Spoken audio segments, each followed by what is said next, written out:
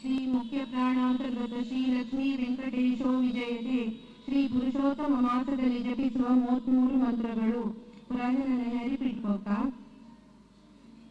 ಶ್ರೀ ವಿಷ್ಣವೇ ನಮಃ, ಶ್ರೀ ವಿಷ್ಣವೇ ನಮಃ, ಶ್ರೀ ಮಹಾವಿಷ್ಣವೇ ನಮಃ, ಶ್ರೀ ಹರಯೇ ನಮಃ, ಶ್ರೀ ಕೃಷ್ಣಾಯ ನಮಃ, ಶ್ರೀ ಅಧೋಕ್ಷಜಾಯ ನಮಃ, ಶ್ರೀ ಕೇಶವಾಯ ನಮಃ, ಶ್ರೀ ಮಾಧವಾಯ ನಮಃ, ಶ್ರೀ ರಾಮಾಯ ನಮಃ, ಶ್ರೀ ಅಚ್ಯುತಾಯ ನಮಃ, ಶ್ರೀ ಪುರುಷೋತ್ತಮಾಯ ನಮಃ, ಶ್ರೀ ಗೋವಿಂದಾಯ ನಮಃ, ಶ್ರೀ ವಾಮನಾಯ ನಮಃ, ಶ್ರೀ ಶ್ರೀಧರಾಯ ನಮಃ, ಶ್ರೀ ಶ್ರೀಕಂಠಾಯ ನಮಃ, ಶ್ರೀ ವಿಶ್ವಸಾಕ್ಷಿಣೇ ನಮಃ, ಶ್ರೀ ನಾರಾಯಣಾಯ ನಮಃ, ಶ್ರೀ ಮಧುರಿಪವೇ ನಮಃ, ಶ್ರೀ ಅನಿರುದ್ಧಾಯ ನಮಃ,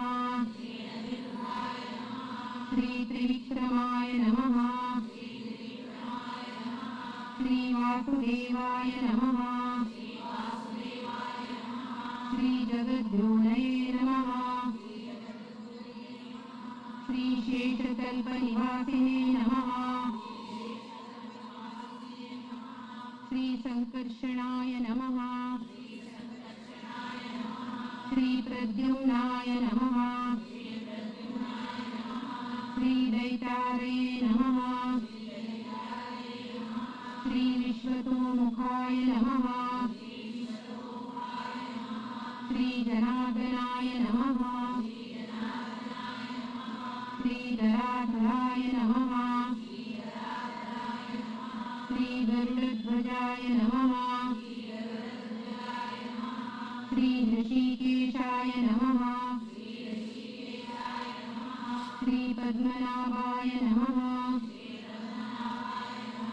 ಶ್ರೀ ಮಧುಸೂದನಾಯ ನಮಃ,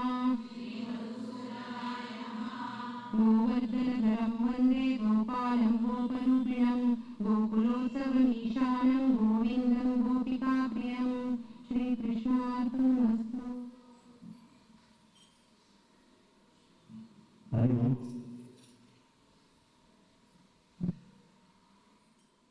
अधिक मासाचे 28 सन्मान्य ಬ್ರಹ್ಮಣ್ಯ ತೀರ್ಥಾಚಾರ್ಯರು ನಮ್ಮ ದ್ವಾರಕನಾಥ ಭವನಕ್ಕೆ ಚಿತ್ತೈಸಿ ಇವತ್ತಿನಿಂದ 7 ದಿನ ಭಾಗವತವನ್ನು ನಡೆಸಿಕೊಡ್ತಾ ಇದ್ದಾರೆ. ಶ್ರೀ ಗೋಕರ್ಣ ಪರ್ತಗಾಳಿ ಮಠದ ಕಡೆಯಿಂದ ಸನ್ಮಾನ್ಯರಿಗೆ ಹೃತ್ಪೂರ್ವಕ ಸ್ವಾಗತ ಸುಸ್ವಾಗತ. ಆಧ್ಯಾತ್ಮಿಕದಲ್ಲಿ ಮೇರು ವ್ಯಕ್ತಿತ್ವ, ಅವರ ಕರ್ತೃತ್ವ, ಅವರ ಭಾತೃತ್ವ ಅತ್ಯಂತ ಶ್ಲಾಘನೀಯ, ಪ್ರಶಂಸನೀಯ. ಸನ್ಮಾನ್ಯರು ದಿವಂಗತ ಸತ್ಯನಾರಾಯಣ ರಾವ್ ಅವರ ಮತ್ತು ತಾಯಿ ಅನಸೂಯನಮ್ಮ ಅವರ ಸುಪುತ್ರರು.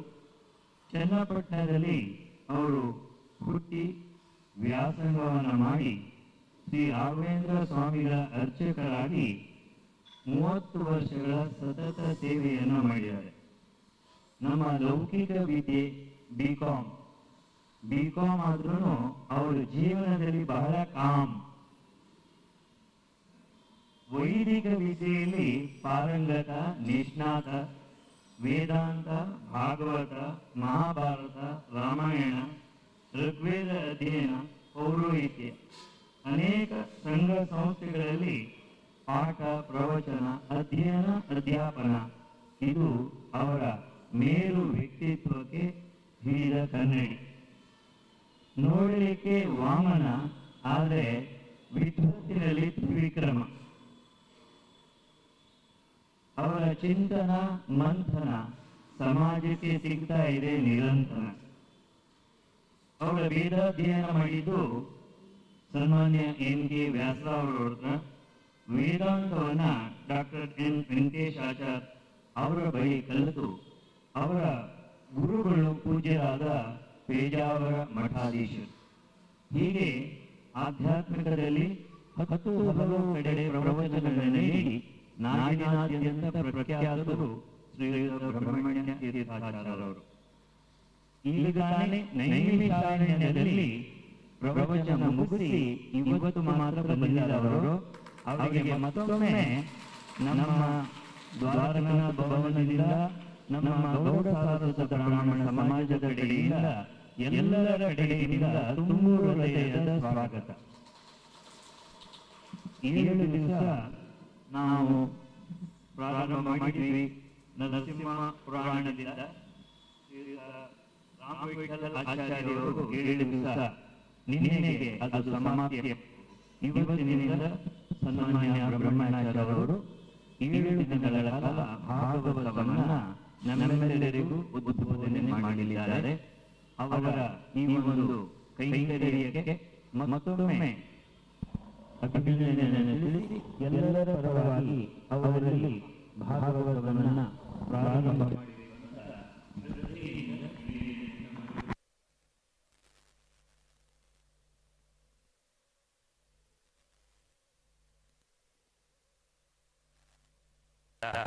ಶ್ರೀ ಸನ್ಮಾನ್ಯ ಆಚಾರ್ಯರಿಗೆ ವೇದಿಕೆಯನ್ನು ಬಿಟ್ಟುಕೊಡ್ತಾ ಇದ್ದೀನಿ. ಅವರಿಗೆ ಮತ್ತೊಮ್ಮೆ ವಂದನೆಗಳು, ಸಾಷ್ಟಾಂಗ ಪ್ರಣಾಮಗಳು.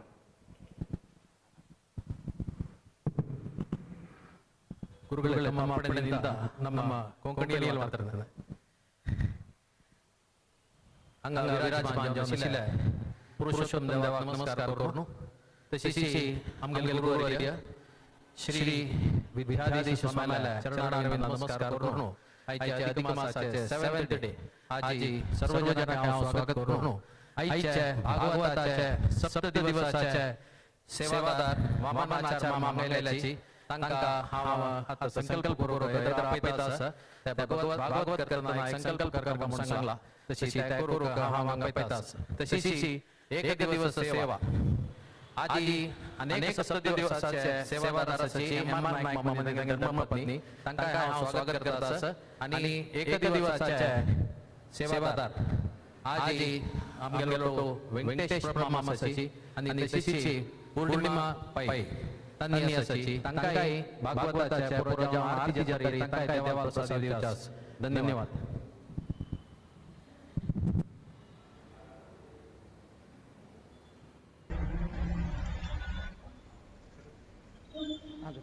ಮೇಲ್ ಬರ್ತಾರೆ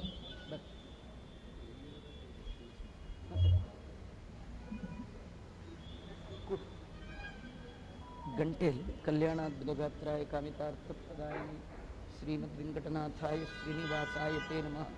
ಆಚಮ್ಯ ಕೇಶವಾಯ ಸ್ವಾಹ.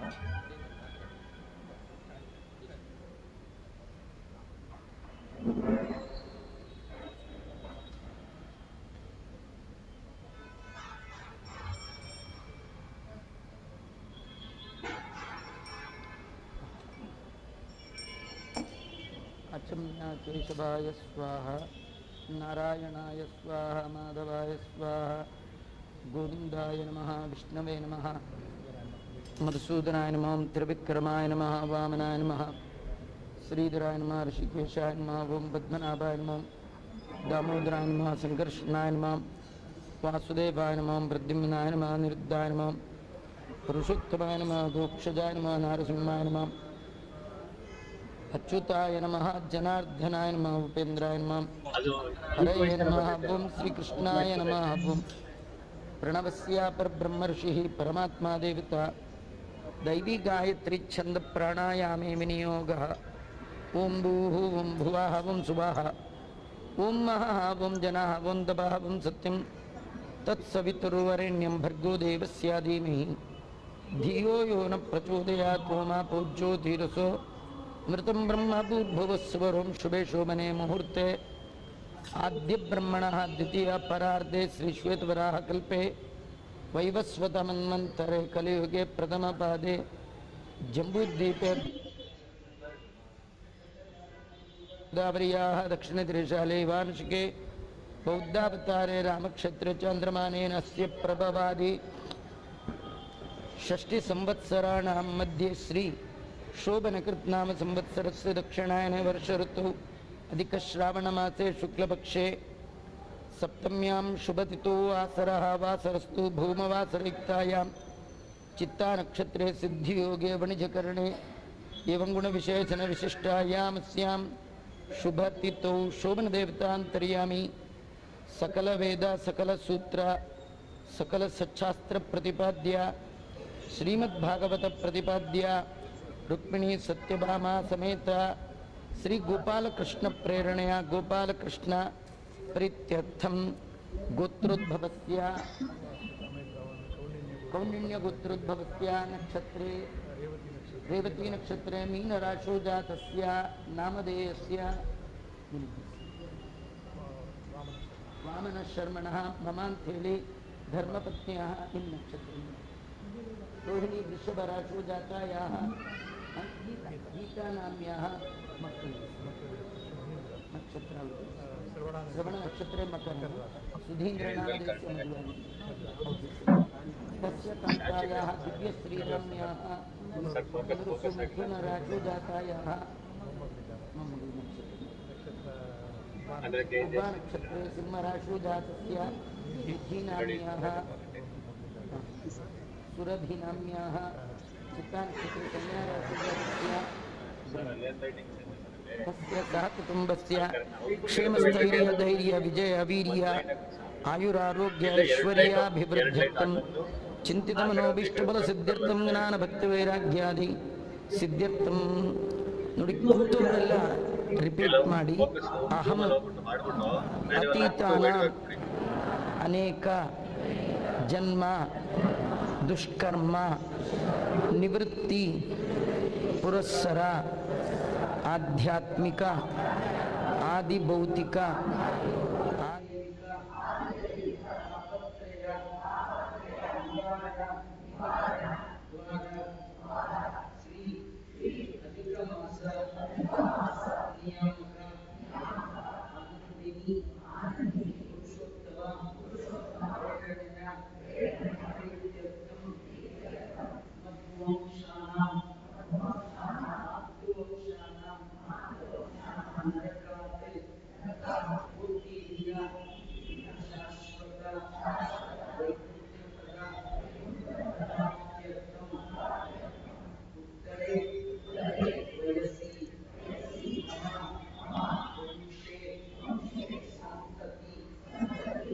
प्रतिबंधक दोष निवृत्तिपूर्वक सत्संतान अवाप्त्यर्थम आदित्यादि नवग्रह दोष पीड़ा परिहारार्थम अपमृत्यु व्याल मृत्यु घोर मृत्यु क्षुद्र मृत्यादि सप्तविध मृत्यु भय निवारणार्थम हरि सर्वोत्तमत्व ज्ञान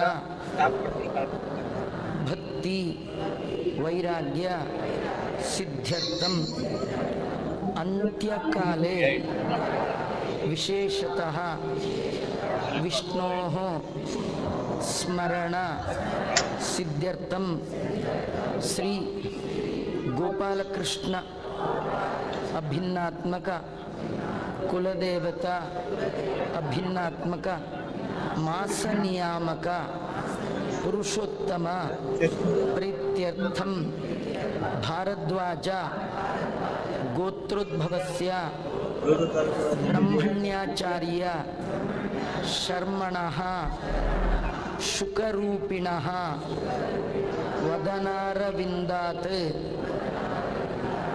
एतद्दिनमारभ्य सप्तदिनपर्यन्तं श्री कृष्ण वाङ्मयमूर्ति रूपं श्रीमद् ಭಾಗವತಂ ಯಥಾಶಕ್ತಿ ಶ್ರಾವಯಾಮಿ.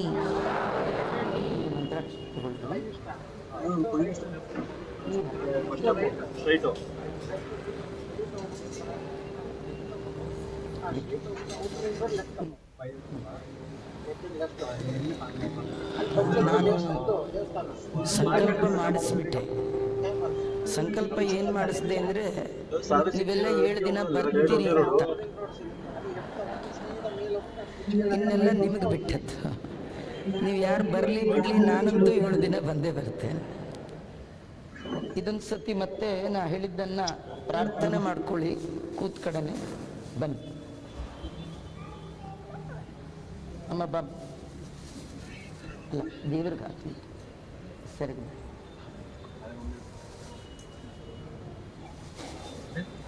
ಇಟ್ಕೊಳ್ಳಿ ಹೇಳಿ. ಶುಕರೂಪ ದ್ವಿಜಶ್ರೇಷ್ಠ ಸರ್ವಶಾಸ್ತ್ರ ವಿಶಾರದ ಶ್ರೀಮತ್ ಭಾಗವತ ಆಖ್ಯಾನಾತ್ ಮದಜ್ಞಾನಂ ವಿನಾಶಯ ಸಂಸಾರ ಸಾಗರೆ ಮಗ್ನಂ ದೀನಂ ಮಾಂ ಕರುಣಾನಿಧೆ ಕರ್ಮಗ್ರಾಹ ಗೃಹೀತಾಂಗಂ ಮಾಂ ಉದ್ಧರ ಭವಾರ್ಣವಾತ್. ಶ್ರೀಮತ್ ಭಾಗವತಾಖ್ಯೋಯಂ ಪ್ರತ್ಯಕ್ಷ ಕೃಷ್ಣ ಏವ ಹಿ ಸ್ವೀಕೃತೋಸಿ ಮಯಾ ನಾಥ ಮುಕ್ತ್ಯರ್ಥಂ ಭವಸಾಗರೆ ಮನೋರಥೋ ಮದೀಯೋಯಂ ಸರ್ವತಾ ಸಫಲಸ್ತ್ವಯಾ ನಿರ್ವಿಘ್ನೇನ ಕರ್ತವ್ಯೋ ದಾಸೋಹಂ ತವ ಕೇಶವ.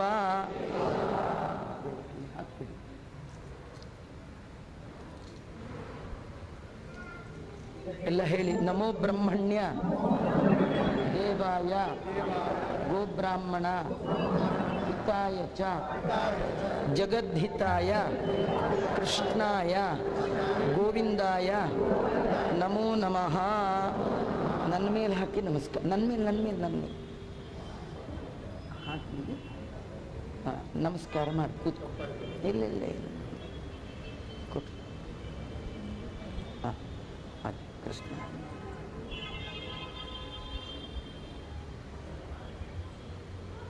ಕೂತ್.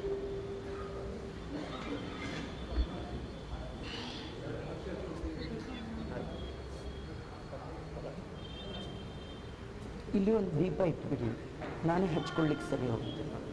ಹೀಗಿದೆ ನಾಳೆಯಿಂದ ಒಂದು ದೀಪ 2 ಸೆಟ್ ಹಾಕಿ ಅಷ್ಟು ಒಂದು ಲಾಸ್ಟ್ ಹಿಂಗೆ ಇದೆ ಇಟ್ಬಿಡಿ. ಹಚ್ಚಿಕೊಡಿ.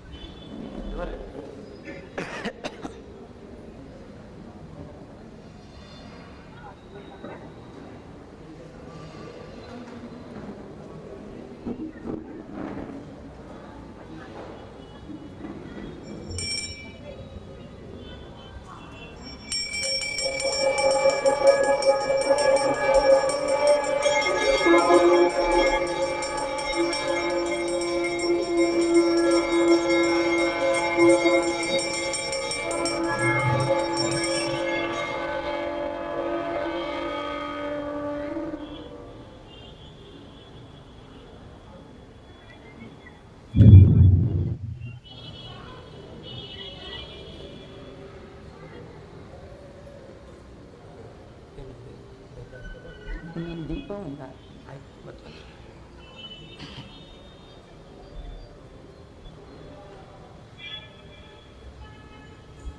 ಶ್ರೀ ಗುರುಭ್ಯೋ ನಮಃ. ಹರಿ ಓಂ. ಸೃಷ್ಟಿಸ್ಥಿತ್ಯಪ್ಯಯೇಹ ನಿಯತಿ ದೃಶಿತಮೋ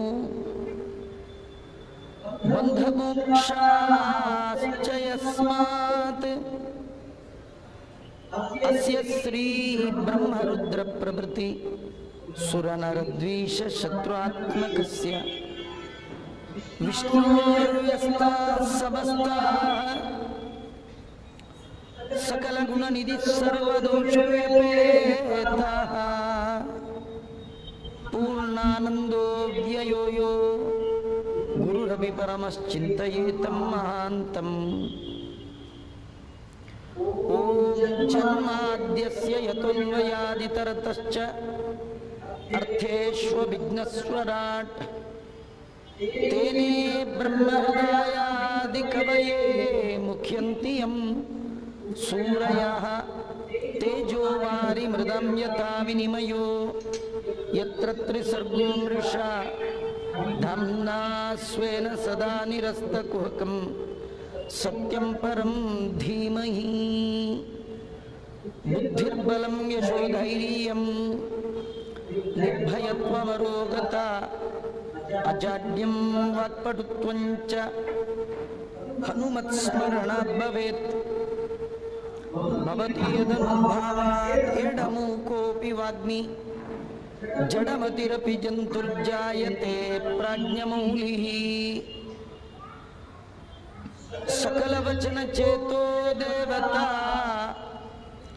ಭಾರತೀ ಸಾ ಮಮ ವಚಸಿ ನಿಧತ್ತಾಂ ಸನ್ನಿಧಿಂ ಮಾನಸೇ ಚ ಯಂ ಪ್ರವ್ರಜಂದಮನುಪೇತಮಪೇತಕೃತ್ಯಂ ದ್ವೈಪಾಯನೋ ವಿರಹಕಾತರ ಆಜುಹಾವ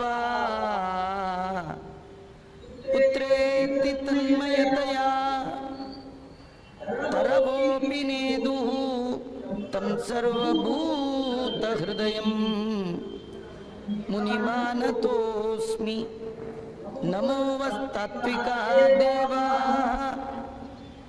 ವಿಷ್ಣು ಭಕ್ತಿ ಪರಾಯಣಾಃ ಧರ್ಮ ಮಾರ್ಗೇ ಪ್ರೇರಯಂತು ಭವಂತಃ ಸರ್ವ ಏವ ಹಿ ಮೂಕೋಪಿ ಯತ್ಪ್ರಸಾದೇನ ಮುಕುಂದ ಶಯನಾಯತೆ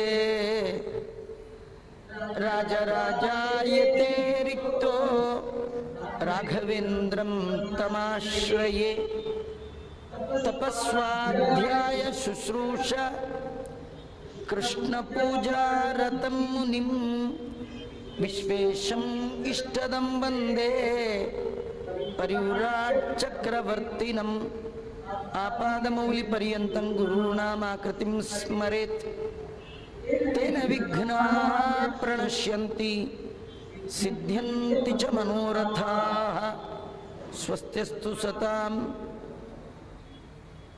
ಶ್ರೀ ಶ್ರೀ ವಿದ್ಯಾಧೀಶ ಶ್ರೀಪಾದ ಒಡೆಯರ ಪಾದಾರವಿಂದಗಳಿಗೆ ಭಕ್ತಿ ಶ್ರದ್ಧೆಯಿಂದ ನಮಸ್ಕಾರಗಳನ್ನು ಮಾಡಿಕೊಳ್ತಾ, ಗಣಪತಿಯ ಅಂತರ್ಯಾಮಿಯಾದ ಮುಖ್ಯ ಪ್ರಾಣನ ಅಂತರ್ಯಾಮಿಯಾದ ಶ್ರೀ ಲಕ್ಷ್ಮೀ ನರಸಿಂಹದೇವರು ಇವತ್ತಿನಿಂದ ಆರಂಭ ಮಾಡಿಕೊಂಡು 7 ದಿನಗಳ ಪರ್ಯಂತರ ನಡೆಯುವಂತಹ ಈ ಜ್ಞಾನಯಜ್ಞ ಶ್ರೀಮದ್ ಭಾಗವತ ಸಪ್ತಾಹದ ಈ ಜ್ಞಾನ ಯಜ್ಞವನ್ನು ನಿರ್ವಿಘ್ನವಾಗಿ ನೆರವೇರಿಸಲಿ ಅಂತ ಅವರ ಪಾದಾರವಿಂದಗಳಲ್ಲಿಯೂ ಭಕ್ತಿ ಶ್ರದ್ಧೆಯಿಂದ ನಮಸ್ಕಾರವನ್ನು ಮಾಡ್ತಾ, ಯಥಾಶಕ್ತಿ ಯಥಾಮತಿಯಾಗಿ ಭಾಗವತದ ಕಥೆಯನ್ನು ಹೇಳುವ ಪ್ರಯತ್ನವನ್ನು ಮಾಡ್ತೇನೆ.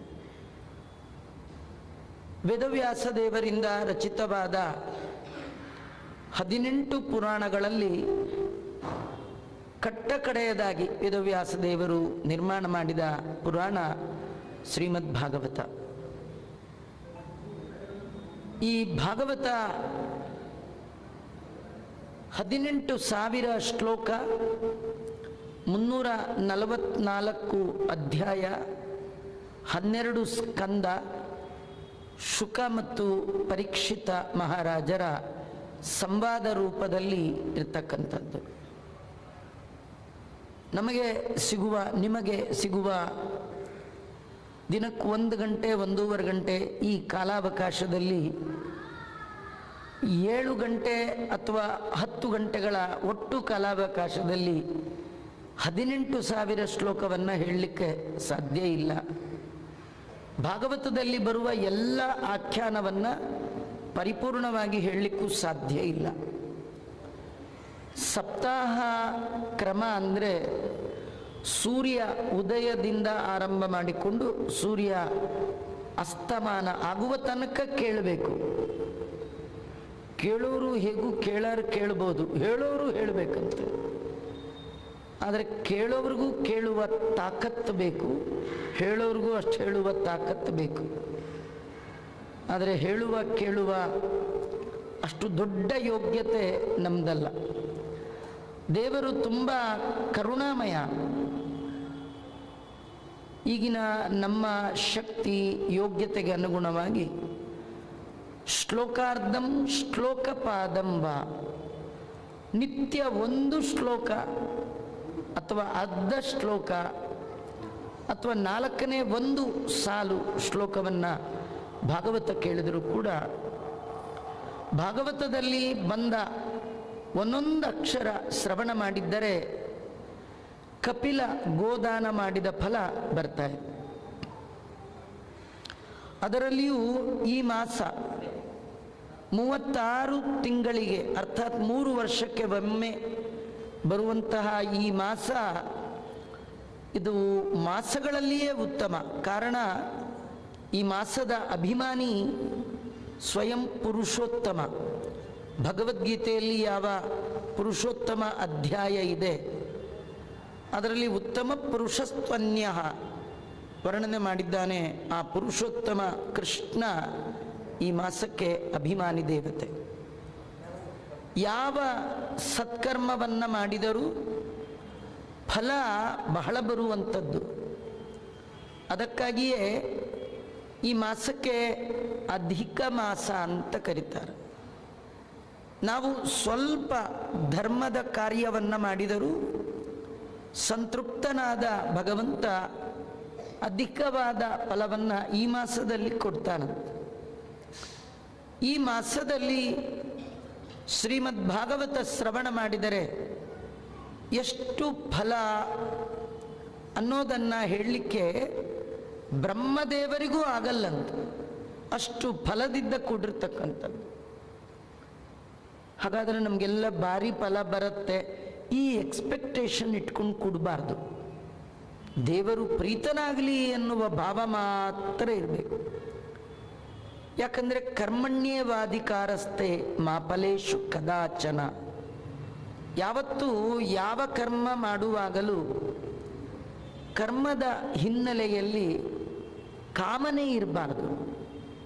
ನಿಷ್ಕಾಮನೆಯಿಂದ, ನಿಷ್ಕಾಮನೆ ಅಂದರೆ ಭಗವದರ್ಪಣ ಬುದ್ಧಿಯಿಂದ ನಾವು ಯಾವುದೇ ಕರ್ಮ ಮಾಡಿದ್ರೂ ಅದರ ಮೂಲ ಉದ್ದೇಶ ಎರಡೇ ಇರಬೇಕು. ಒಂದು ಭಗವತ್ ಪ್ರೀತಿ, ಇನ್ನೊಂದು ಭಗವತ್ ಪ್ರಾಪ್ತಿ. ದೇವರನ್ನ ಹೃದಯದ ಒಳಗೆ ಕಾಣುವ ಬಯಕೆ, ಅವನ ಪ್ರೀತಿಗಾಗಿ ಈ ಎಲ್ಲ ಕರ್ಮಗಳು. ಜಗದ್ಗುರು ಮಧ್ವಾಚಾರ್ಯರು ಅವರು ಆ ಮಾತನ್ನು ಹೇಳ್ತಾರೆ, ಕುರುವತೆ ಕರ್ಮ ಯತ್ ಪ್ರೀತಯೇ ಸಜ್ಜನ. ಸಜ್ಜನರು ಅಂದರೆ ಯಾರು? ಯಾರು ತಾವು ಮಾಡುವ ಎಲ್ಲ ಕರ್ಮಗಳ ಮೂಲ ಉದ್ದೇಶ ಅದು ದೇವರು ಪ್ರೀತನಾಗಲಿ ಅನ್ನುವ ಭಾವನೆಯಿಂದ ಮಾಡ್ತಾನೆ, ಅವನು ಸಜ್ಜನ. ಹಾಗಾಗಿ ಎಲ್ಲ ಕರ್ಮಗಳಿಗಿಂತಲೂ ಉತ್ಕೃಷ್ಟವಾದ ಕರ್ಮ ಈ ಮಾಸದಲ್ಲಿ ಶ್ರೀಮದ್ ಭಾಗವತದ ಶ್ರವಣ. ಇಂಥ ಒಳ್ಳೆ ಕೆಲಸ ಮಾಡುವಾಗ ತುಂಬ ಫಲ ಬರುತ್ತೆ, ಅದಕ್ಕೆ ನಾನು ಬರ್ತಾ ಇದ್ದೆ, ಇಲ್ಲದೆ ಇದ್ರೆ ಬರ್ತಾ ಇರಲಿಲ್ಲ, ಈ ಭಾವನೆಯಿಂದ ಬರಬೇಡಿ. ಈ ಮಾಸದಲ್ಲಿ ಕೇಳಿದ್ರೆ 3 ಕೋಟಿ ದೇವತೆಗಳು ಪ್ರೀತರಾಗ್ತಾರೆ. ಅಂದರೆ 33 ಜನ ದೇವತೆಗಳು, ಅದು 11 ಜನ ರುದ್ರರು, 12 ಜನ ಆದಿತ್ಯರು, 8 ಜನ ವಸುಗಳು. ಇದಿಷ್ಟು 31. 11, 8, 12, 12, 8, 11, 31. ಪೂಷ ವಷಟ್ಕಾರ ಅನ್ನುವ 2 ದೇವತೆಗಳು. ಒಟ್ಟು 33 ದೇವತೆಗಳ ಗಣ ಗುಂಪು. ಆ 33 ಗಣಗಳಿಗೂ ಭಗವಂತನ, ಈಗೇನು ನೀವು ಎಲ್ಲ ಹೇಳಿದ್ರಿ, ವಿಷ್ಣವೇ ನಮಃ, ಜಿಷ್ಣವೇ ನಮಃ, ಇದು ನಿಯಮನ ಮಾಡುವ ಭಗವಂತನ, ಕೃಷ್ಣನ, ವಿಷ್ಣುವಿನ ರೂಪಗಳು. ಎಲ್ಲ ದೇವತೆಗಳ ಒಳಗೆ ಆತ ಇದ್ದು ಯಾರ್ಯಾರು ಏನೇನು ಕೆಲಸ ಮಾಡಬೇಕು ಅದನ್ನು ಮಾಡಿಸುವವ. ಆ ಎಲ್ಲ ದೇವತೆಗಳು ಈ ಮಾಸದಲ್ಲಿ ನಾವು ಮಾಡುವ ಎಲ್ಲ ಕರ್ಮದಿಂದ ಪ್ರೀತರಾಗ್ತಾರೆ. ಅದರೊಳಗೂ ವಿಶಿಷ್ಟವಾದ ಕರ್ಮ ಶ್ರೀಮದ್ ಭಾಗವತದ ಶ್ರವಣ. ನಿಮ್ಮ ಹಿರಿಯರು, ನಿಮ್ಮ ಗುರುಗಳು, ಇವರ ಆಶೀರ್ವಾದ ಇದ್ದರೆ ಮಾತ್ರ ಇದನ್ನು ಕೇಳುವಲ್ಲಿ ನಿಮಗೆ ಮನಸ್ಸು, ಇಂಟ್ರೆಸ್ಟು, ಕಾನ್ಸಂಟ್ರೇಷನ್ನು, ಇದಕ್ಕೆಲ್ಲ ಕಾರಣ ನಿಮ್ಮ ಹಿರಿಯರ ಆಶೀರ್ವಾದ, ನಿಮ್ಮ ಗುರುಗಳ ಆಶೀರ್ವಾದ. ಅವು ಎರಡು ಇಲ್ಲ ಅಂತಾದರೆ ಇದರೊಳಗೆ ಬರುವ ಬುದ್ಧಿಯೇ ಕೊಡಲ್ಲ. ಬಂದರೂ ಕೇಳುವ ಬುದ್ಧಿ ಕೊಡಲ್ಲ, ಕೊಟ್ಟರೂ ಅರ್ಥ ಆಗಲ್ಲ, ಅರ್ಥ ಆದರೂ ಗೇಟಿಂದ ಹೋಗೋಷ್ಟೊಂದು ಮರ್ತು ಹೋಗಿಬಿಡುತ್ತೆ. ಇದು ಯಾವುದು ಆಗಬಾರ್ದು. ಇದರಲ್ಲಿ ಯಾವುದಾದ್ರೂ waste of time, waste of energy, ಎಲ್ಲ ವೇಸ್ಟ್. ಅದಾಗಬಾರ್ದು. ಕೇಳಿದ್ದು ಸಾರ್ಥಕ ಆಗಬೇಕಂದ್ರೆ ಎರಡರ, ಇಬ್ಬರ ಆಶೀರ್ವಾದ. ಒಂದು, ನಮ್ಮನ್ನು ಹೆತ್ತು ಹೊತ್ತು ಸಾಕಿ ಸಲಹಿದ ಪಿತೃಗಳ ಆಶೀರ್ವಾದ. ಅದರ ಒಟ್ಟೊಟ್ಟಿಗೆ ಮತ್ತೊಂದು ದೊಡ್ಡ ಸಂಗತಿ ಅಂದರೆ ಗುರುಗಳ ಆಶೀರ್ವಾದ. ಗುರುವಿನ ಗುಲಾಮನಾಗುವ ತನಕ ದೊರೆಯದಣ್ಣ ಮುಕುತಿ.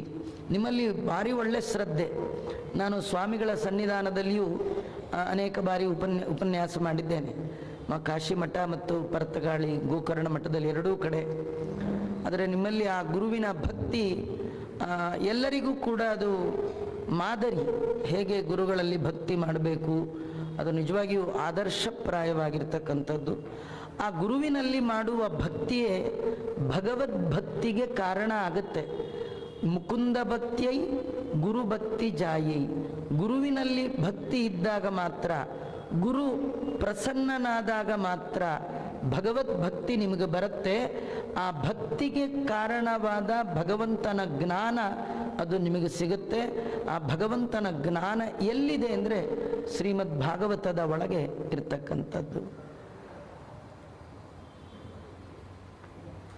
ಇಂತಹ ಭಾಗವತದ ಮಹಿಮೆಯನ್ನು ಪದ್ಮಪುರಾಣ 6 ಅಧ್ಯಾಯಗಳಲ್ಲಿ ನಿರೂಪಣೆ ಮಾಡಿದೆ.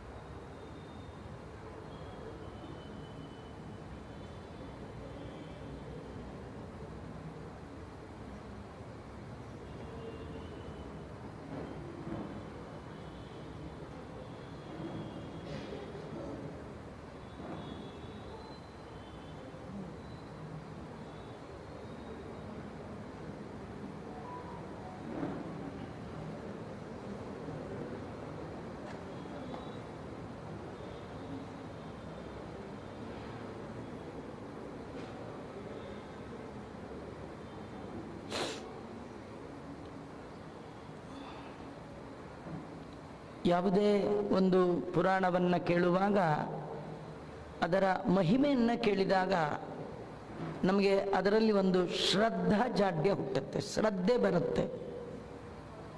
ಹಾಗೆ ಈ ಭಾಗವತದ ಮಹಿಮೆಯನ್ನು ಪುರಾಣಗಳು ವರ್ಣನೆ ಮಾಡಿದೆ. ಅದರಲ್ಲಿ ವಿಶೇಷವಾಗಿ ಪದ್ಮಪುರಾಣದಲ್ಲಿ 6 ಅಧ್ಯಾಯದಲ್ಲಿ ಶ್ರೀಮದ್ ಭಾಗವತದ ಮಹಿಮೆಯನ್ನು ವರ್ಣನೆ ಮಾಡಿದ. ಈ ಗ್ರಂಥ ರಚನೆ ಮಾಡಿದ್ದು ವೇದವ್ಯಾಸ ದೇವರು.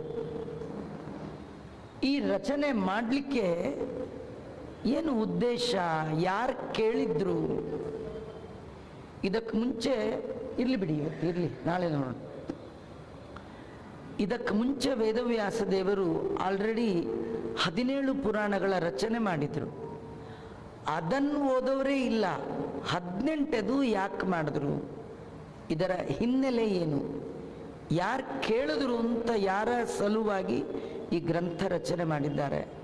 ಮಾಡುವ ವೇದವ್ಯಾಸ ದೇವರ ಬುದ್ಧಿಯಲ್ಲಿ ಯಾವೆಲ್ಲ ಉದ್ದೇಶ ಇಟ್ಕೊಂಡು ಈ ಗ್ರಂಥ ರಚನೆ ಮಾಡಿದ್ರು? ವೇದವ್ಯಾಸ ದೇವರು ಈ ಗ್ರಂಥ ರಚನೆ ಮಾಡಿದ್ದು ದ್ವಾಪರ ಯುಗದಲ್ಲಿ, ಅಂದರೆ ಈ ಯುಗದ ಹಿಂದಿನ ಯುಗ.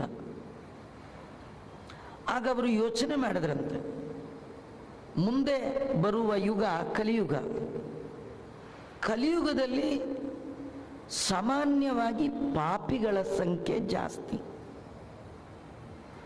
ನಾವೆಲ್ಲ ದೇವರಿಗೆ ನಮಸ್ಕಾರ ಮಾಡುವ ನಮ್ಮ ಬಗ್ಗೆ ನಾವೇ ಹೇಳ್ಕೊಳ್ತೇವೆ, ಪಾಪೋಹಂ, ಪಾಪಕರ್ಮಾಹಂ, ಪಾಪಾತ್ಮ, ಪಾಪ ಸಂಭವ, ಪಾಪೋಹಂ ನಾನೇ ಪಾಪಿ, ಪಾಪಕರ್ಮಾಹಂ ನಾ ಮಾಡೋ ಕರ್ಮಗಳೆಲ್ಲ ಪಾಪಕ್ಕೆ ಸಂಬಂಧಪಟ್ಟದ್ದು, ಪಾಪಾತ್ಮ, ಪಾಪಾತ್ಮ ಅಂದರೆ ಸ್ವಾಭಾವಿಕವಾಗಿ ಪಾಪ ಮಾಡುವ ಬುದ್ಧಿ. ತಿಳಿದೇ ಮಿಸ್ಟೇಕ್ ಅಲ್ಲ, ತಿಳಿದೇ ಮಿಸ್ಟೇಕ್ ಮಾಡ್ತೇವೆ. ಯಾಕಯ್ಯ ಹಾಗೆ ಅಂದರೆ ನಾ ಮಾಡೋದೇ ಹಾಗೆ ಅಂತ, ಅದು ಪಾಪಾತ್ಮ. ಕೆಲವರು ಬೈವಾಗ ಅಂತಾರೆ ನೋಡ್ರಿ, ಅವನು ಪಾಪಿಷ್ಟ. ಪಾಪಿಷ್ಟ ಅಂದರೆ ತುಂಬ ಪಾಪ ಮಾಡಿದವ ಅರ್ಥ ಅಲ್ಲ, ಇಷ್ಟಪಟ್ಟು ಪಾಪ ಮಾಡುವವ ಅಂತ. ನಾ ಮಾಡೋದೇ ಹಾಗೆ ಅಂತಾರಲ್ಲ, ಅದು ಇಷ್ಟಪಟ್ಟು ಮಾಡುವ ಪಾಪ. ಪಾಪ ಮಾಡಿದ ಮೇಲೆ ಗಿಲ್ಟಿ ಇರಬೇಕು, ಅಯ್ಯೋ ಮಾಡಿಬಿಟ್ಟೆ, ದೇವರೇ ಕಾಪಾಡು, ದೇವರೇ ರಕ್ಷ. ಗಿಲ್ಟಿ ಇಲ್ಲ, ನಾ ಮಾಡೋದೇ ಹಾಗೆ, ಅದು ಪಾಪಿಷ್ಟ. ಅದೇ ಪಾಪಾತ್ಮ, ಪಾಪ ಸಂಭವ. ಏನು ಮಾಡಿದ್ರೂ ಪಾಪನೇ ಬರುತ್ತೆ. ಕರೆಕ್ಟ್ ಆಚಾರ್ಯ, ನಂಗೆ ಯಾವುದೂ ಬಂದಿರಲಿಲ್ಲ, ಈ ಭಾಗವತಕ್ಕೆ ಬಂದಮೇಲೆ ಕೇಳಿದ ಮೇಲೆ ಎಲ್ಲ ಬರ್ತಾ ಇದೆ. ನಾವು ಒಮ್ಮೊಮ್ಮೆ ತಿಳ್ಕೊಂಡದ್ದೇ ತಪ್ಪಾಗ್ಬಿಡುತ್ತೆ. ಪಾಪಾತ್ಮ, ಪಾಪ ಹೆಚ್ಚಾಗಿದ್ದಕ್ಕೆ ಭೂಮಿಯಲ್ಲಿ ಹುಟ್ಟಿದ್ದಂತೆ. ಹಾಗಾಗಿ ನಾವೊಂದು ರೀತಿ ಕಲಿಯುಗದ ಜನ ಸಾಮಾನ್ಯವಾಗಿ ಪಾಪಿಗಳು, ತುಂಬ ಪಾಪ. ಶ್ರೀರಮಣ ತವ ಚರಣ ದೊರಕುವುದು ಹ್ಯಾಂಗಿನ್ನು ಪರಮ ಪಾಪಿಷ್ಟ ನಾನು, ಜಾವಕ್ಕೆ ಮಾಡುವೆ ಸಾವಿರ ತಪ್ಪನು, ಅಪರಾಧ ಸಹಸ್ರಾಣಿ ಕ್ರಿಯಂತೆ ಅಹರ್ನಿಶಮ್ಮಯ. ನಮ್ಮ ಈ ಗೋಕರ್ಣ ಮತ್ತು ಕಾಶಿ ಎರಡೂ ಸಂಸ್ಥಾನಕ್ಕೆ ಮೊದಲಲ್ಲಿ ವಿಜಯೇಂದ್ರ ಸ್ವಾಮಿಗಳು, ಕುಂಭಕೋಣದ ವಿಜಯೇಂದ್ರ ಸ್ವಾಮಿಗಳಿಂದ ಈ ಪರಂಪರಾ ಬಂದಿರತಕ್ಕಂಥದ್ದು. ಆ ವಿಜಯೇಂದ್ರ ಸ್ವಾಮಿಗಳು ಒಂದು ಸ್ತೋತ್ರ ಮಾಡಿದ್ದಾರೆ, ಪಾಪ ವಿಮೋಚನ ಸ್ತೋತ್ರ ಅಂತ. ಅದರೊಳಗೆ ಮನುಷ್ಯ ಮಾಡುವ ಪಾಪದ ಬಗ್ಗೆ ಅವರು ಹೇಳ್ತಾ, ಎಲ್ಲ ಇಂದ್ರಿಯಗಳಿಂದ ಏಕಕಾಲದಲ್ಲಿ ಪಾಪ ಮಾಡುವ ತಾಕತ್ತು ಮನುಷ್ಯನಿಗಿದೆಯಂತೆ.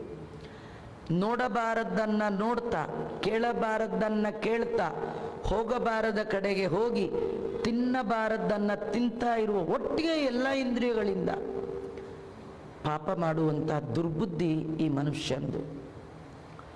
ಅದೇ ವಿಜಯೇಂದ್ರ ಸ್ವಾಮಿಗಳು ಹೇಳ್ತಾರೆ, ಒಮ್ಮೆ ಲಕ್ಷ್ಮಿಯ ಧ್ಯಾನ ಮಾಡಿದ್ರೆ ಆ ತಾಯಿ ಹೀಗೆ ಕೂತಿದ್ಲಂತೆ.